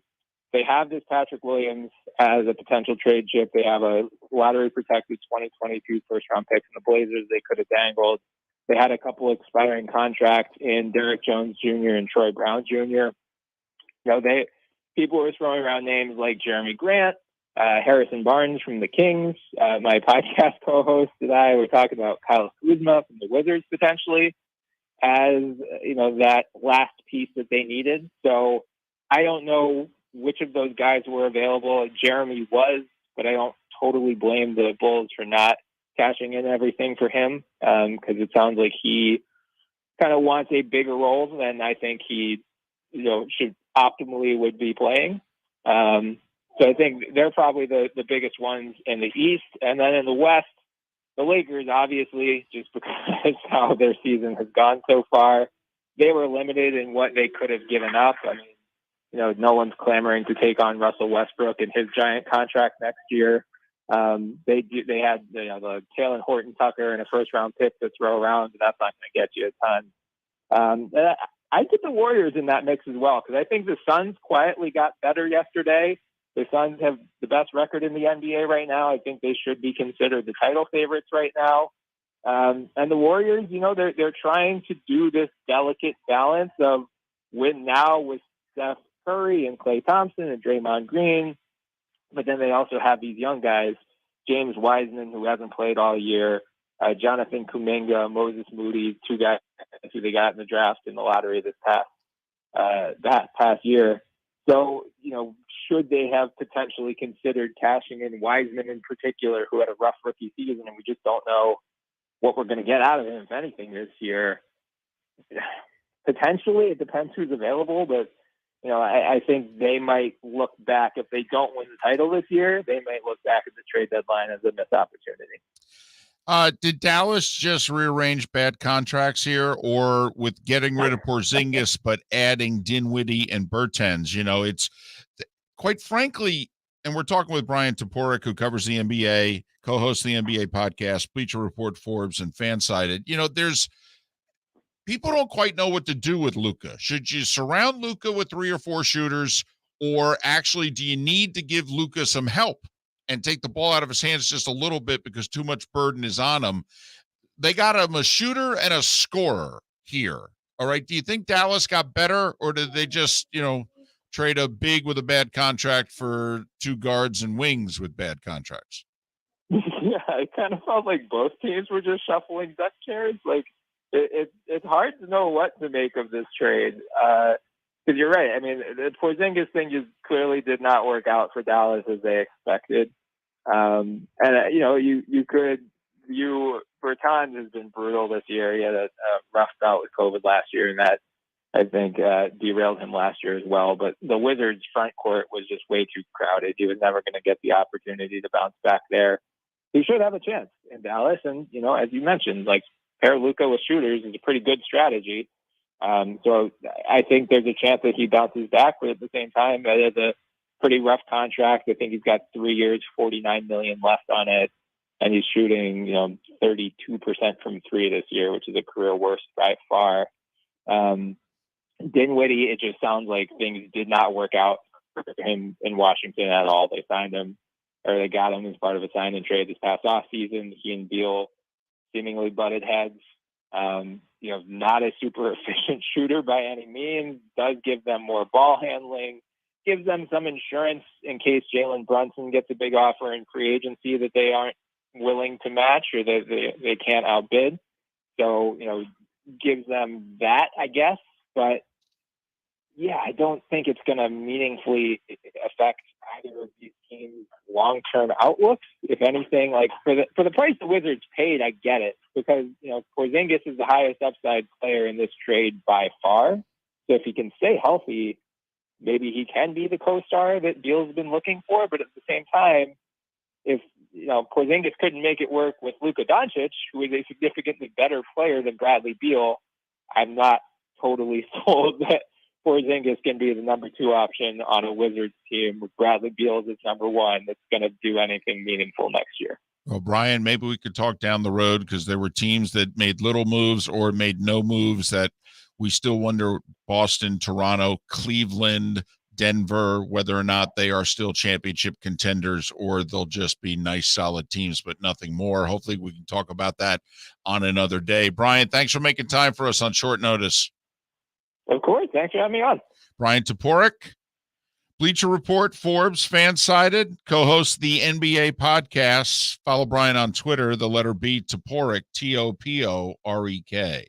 Kind of threw that one at you with unannounced, because Brian, during the break, said, I'm available now. Yeah. And we said, great. Okay, because we wanted an NBA guest today, considering their league blew up yesterday with trades everywhere, including, obviously, the Harden for Simmons trade that should make the East damn near must-watch playoff basketball. Yeah, from the first round on, too, right, which is unusual. I mean, hockey can do it. Baseball can do it. Football can do it. Basketball struggles to get the non-hardcore NBA fan in the first round. But as we laid out earlier in the show, Brooklyn here, they're the 8th seed right now. They don't have Durant playing.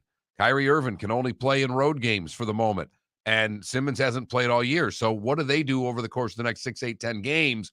And could they be entering the playoffs as an 8 seed, taking on the Heat? Could they be in the play-in tournament, have to win one, maybe if they drop to 9, 2 games, just to then face the Heat? And then imagine that you're the Miami Heat.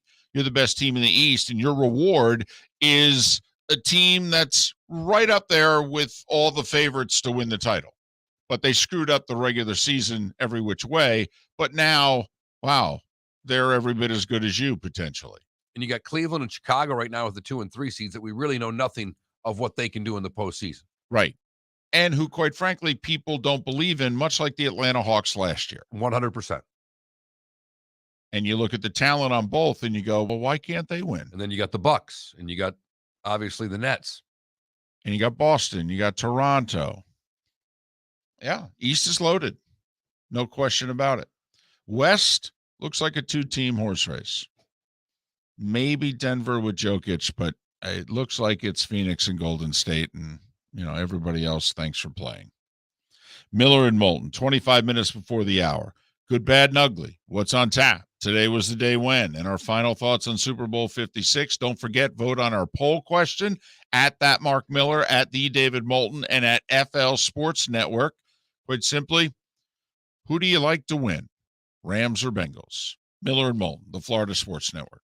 Hey, it's Mark Miller for the Training Grove by Orange Whip Golf, where golfers go to get better. Improve your golf game from home with Orange Whip Golf and Fitness online swing training program, The Training Grove. With a growing swing training video library and a daily program prescribed by golf fitness professionals, The Grove provides a clear path to unlock your most powerful swing, giving you control of your game like never before. Join thousands like me who have finally found a way to achieve results in half the time of traditional game improvement methods with The Grove's revolutionary blend of golf fitness, instruction, and award-winning Orange Whip products. Go to orangewhipgolf.com to get started for a free 14-day risk-free trial and use code Miller10 to get $20 off your first month. That's orangewhipgolf.com to get started for a free 14-day risk-free trial. Remember to use code Miller10. That will get you $20 off your first month.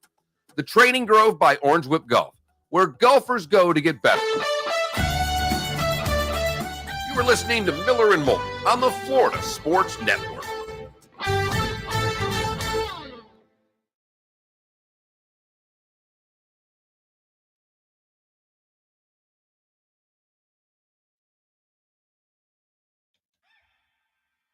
Bum, bum, bum, bum, bum.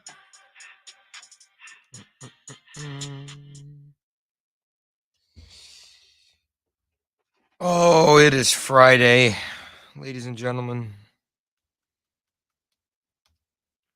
Get excited. Get excited.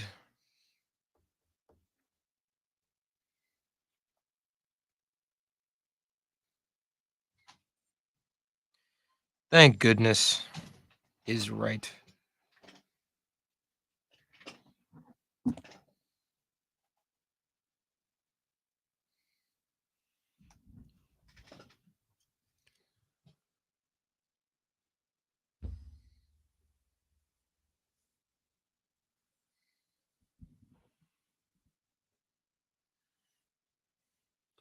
Happy birthday. Happy Super Bowl Friday to you, Seth. Ooh, 10 grand straight. Dang. Mm-hmm. What? 6 and 4 could get you a quarter, though.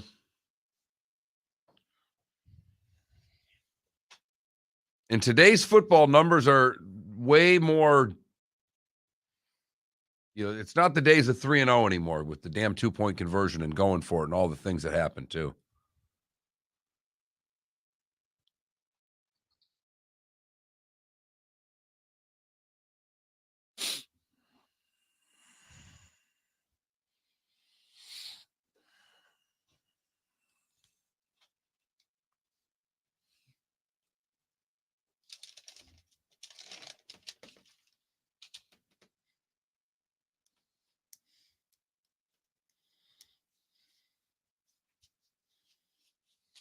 Oh my gosh. I just thought of a question that I meant to ask like 2 days ago. What is Bally Sports? Bally's is a casino. And they bought the naming rights to all these different sports networks. So Really? instead of it being Fox Sports, it's Bally Sports. It's just name branding. So it's still a Fox product. Sinclair sold them all, yeah. No, it's Sinclair owns all those networks. Right. Sinclair bought all those from Fox, all those regional sports networks. So Bally is a casino? Yes. What the hell?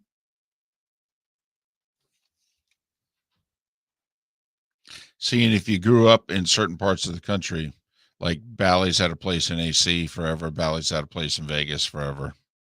Yeah, like I had no idea what the hell it was. Well, you don't gamble though either. That's the other side. You're young. I'm not trying to be smart. You're No, young. I You mean, don't really gamble a lot. Also, but is there any Bally in Miami? I mean, we have Magic City. No, it's they're banking on the online gambling. Gotcha.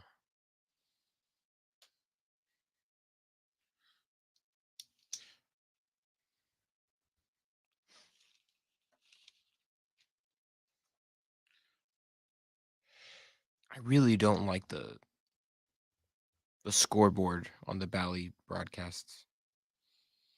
Not a fan. I don't like the Marlins TV broadcasts at all. I miss the old guy. Oh my God. I forgot his name. Well, Tommy Hutton was the older gentleman on the television, but also, is it Rich? Yeah, Rich Waltz was his play-by-play guy. Yes. And those two were an excellent team. And yes. And then Jeter came in and fired him. Yeah. Why? They all hire their own people. Stupid. And they all look at it as I have to break from everything that the old regime had.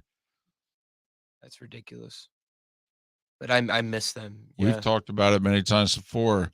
When you're average to not good, the broadcasters are very important. And they were going to be in a rebuild, and you needed broadcasters that people knew and liked. Hell, before bringing in a bunch of ex-Yankee broad players. All right, we're coming back. Have a good weekend, Twitch chat. Happy Super Bowl.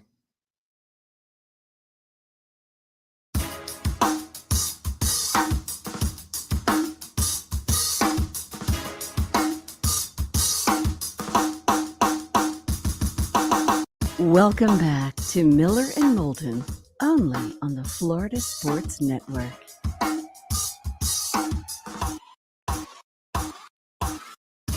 18 minutes before the hour. Miller and Moulton, the Florida Sports Network, the Florida Sports Network. Little pressed for time, so let's get right to it. Time for Leave it to the oldest guy in the show, and definitely the oldest soul to live in the past. Here's David Moulton with Today Was the Day When. Mark. I'm starting in 1808. It's the first time coal was burned as fuel. It happened in Wilkes-Barre, Pennsylvania. It's big coal country, northeastern PA. The next year, 1809, Robert Fulton Mark patented the steamboat. Once again, Felipe, for you, we go back to the big three, and that would be FDR, Churchill, and Stalin. They signed the Declaration of Liberating Europe. They did it at that Yalta conference they met at last week. And by last week, I mean in 1945. 1957, Mark, the NHLPA was formed. Ted Lindsay, president of the NHLPA, huge union guy. Traded very shortly thereafter because the Wings wanted nothing to do with him after he started the union. We were lucky enough to talk to him. 1964, the Beatles' first live appearance after the Ed Sullivan Show was in Washington, D.C., their first concert in America. Willie Mays, Mark, in 1966 became the highest paid player in baseball. He signed a one-year deal for $130,000. Unbelievable. There had been a few $100,000 ball players, DiMaggio, Koufax, Drysdale. Willie Mays raised the bar to $130 in 1966. In 1968, what was actually the third Madison Square Garden closed, and the current Madison Square Garden opened. It's where most of the famous stuff has happened, in the current garden. Mark, in 1969, Diana Crump, first U.S. female jockey to ride against the men. She did so at Hialeah. Right on. The first ever arbitration case in baseball was today in 1974. Twins pitcher Dick Woodson. Now, remember, they had to lobby just to get arbitration. I know. Yeah. What was he offered, David? Dick Woodson was offered $23,000, and he was insisting on $29,000. It's a pretty big difference. That's 25% difference, right? So they went to arbitration over it. I don't know who won. Dick Woodson won. He got his 29. Yeah, he Good won for him. 1982, Mark. This actually, one of those. This is a Ben Simmons, James Harden trade. Gary Templeton for Ozzie Smith, a pair of shortstops, straight up. One guy was the offensive shortstop, switch hitter, really good hitter. The other guy, switch hitter, not much of a hitter at the time, made himself into a good hitter, but had the legendary glove. Isn't it funny? At the time of the trade, most people felt, man, Gary Templeton's a better player. Absolutely. Who went to the Hall of Fame? Ozzie Smith. All right. Do you remember where you were 32 years ago today? James Buster Douglas. Ooh. Knocks out Mike Tyson in the 10th round in Japan. You're at a bar in Scranton, right? It was at a pool hall in Scranton. Same thing. They serve drinks. A few other things. It is a pool hall. They served a few other things. Yeah, this is just in the men's room. Yeah. Listen, at that place, depending on the day and the time, they didn't even go out back. By the way, it was also the same day that Nelson Mandela was released from prison after 27 years. Bill Parcells named head coach of the Jets 25 years ago today. Remember, that's only a couple of weeks after losing the Super Bowl with the Patriots. Right. And Pope Benedict resigned 9 years ago today, Mark. He was the first pope to do so since 1415. They had a really good run. Listen, it's like a Supreme Court justice. David. You stay till the end. Supreme Court justice, man. You don't give that thing up. But from the sounds of it, thank goodness he resigned because he hid even more stuff than the guy before him and the guy before that. Yeah, and then just which part concealing do you want? The sex crimes or the Nazi stuff? I'm a Catholic. I can say that. Larry Merchant's 91 today. Man, you didn't. I mean, you knew he looked old doing the fights for HBO. I guess you didn't realize how old he was this whole time. Jeb Bush is 69. Sheryl Crow is 60. The answer is yes. Sarah Palin's 58. Care to guess how old? Yes, there too. Care to guess how old Jennifer Aniston is? 53. Wow. Are you cheating? No, we're the same age. It's Right. One of those I knew. Right Born the same year. on the money. Had to think for a second. Let's see. Damian Lewis, the actor in Billions. He played the lead character, who's no longer on the show. Why? None of us know. He's 51. Kelly Slater, the surfer's 50. Brandy, the singer's 43. Medvedev, the guy who beat Djokovic in the U.S. Open and just lost to Nadal in the final, he's 26. And the running back for the Raiders there, Josh Jacobs, is 24. Famous people who were born on this day include Burt Reynolds, Thomas Edison, and Leslie Nielsen. I was about to jump out of my chair that we hadn't gone Edison yet. Where are you from again? I'm from Edison, New Jeez Jersey. Louise. Thought you might stop with that one, for crying out loud. That's a good big three right there. Yeah, Leslie Nielsen, Burt Reynolds, Thomas Alva. And that, Marcus, today was the day. One omission for you, David. It was today, 10 years ago, that Whitney Houston was found dead. It was today? Yes. Right before the Grammys. Right before the Grammys. She was slated to perform at a pre-Grammy party. I think she had rehearsed the day before. And that leads us to... He's not paying attention. He's done. He's quit for the week. Yeah. Florida. He's gone. He's dancing over there. Well, Mark Some Miller imaginary sees it tune. differently. Yeah. He calls it the good, the bad, and the ugly. What you got, Mark?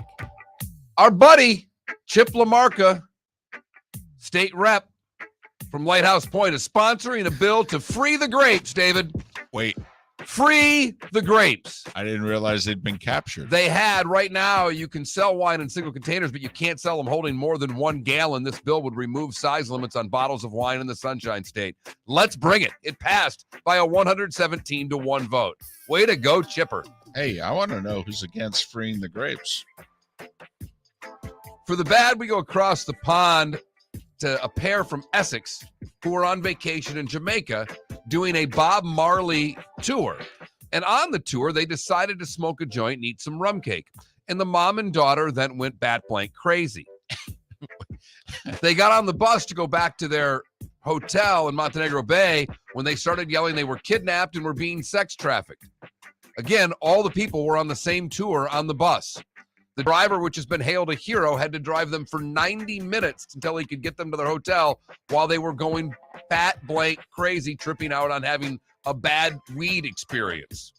Man, that must have been some crazy stuff they smoked. Never heard of that. Maybe it was the rum cake that got them. All I know is that the daughter went to Instagram shortly thereafter and said that they're safe. I doubt they're going to be allowed on any tours anytime soon. For the ugly, we go to Alabama. Hello. Where it's a tragic story. Winchester Hagens is facing criminal littering charges. His wife died, his fiance died in January of 2021. It was a month after he'd asked this woman to marry him. So he built a hand-built flower box next to the grave of his would-be wife. Well, apparently, that's against the law there. You can only have fresh-cut flowers. She hated fresh-cut flowers, and he promised never to bring her fresh-cut flowers again. They don't really enforce the rules unless it's requested by the family.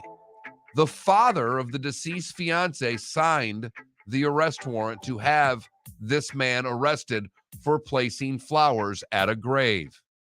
I'm not making this up. Hold on a second. The would-be father-in-law? The would-be, the woman's father, right? Signed the arrest report of his would-be son-in-law. Right. Yes. Wow. He must really have been against that marriage. I was going to say, he hated him. What?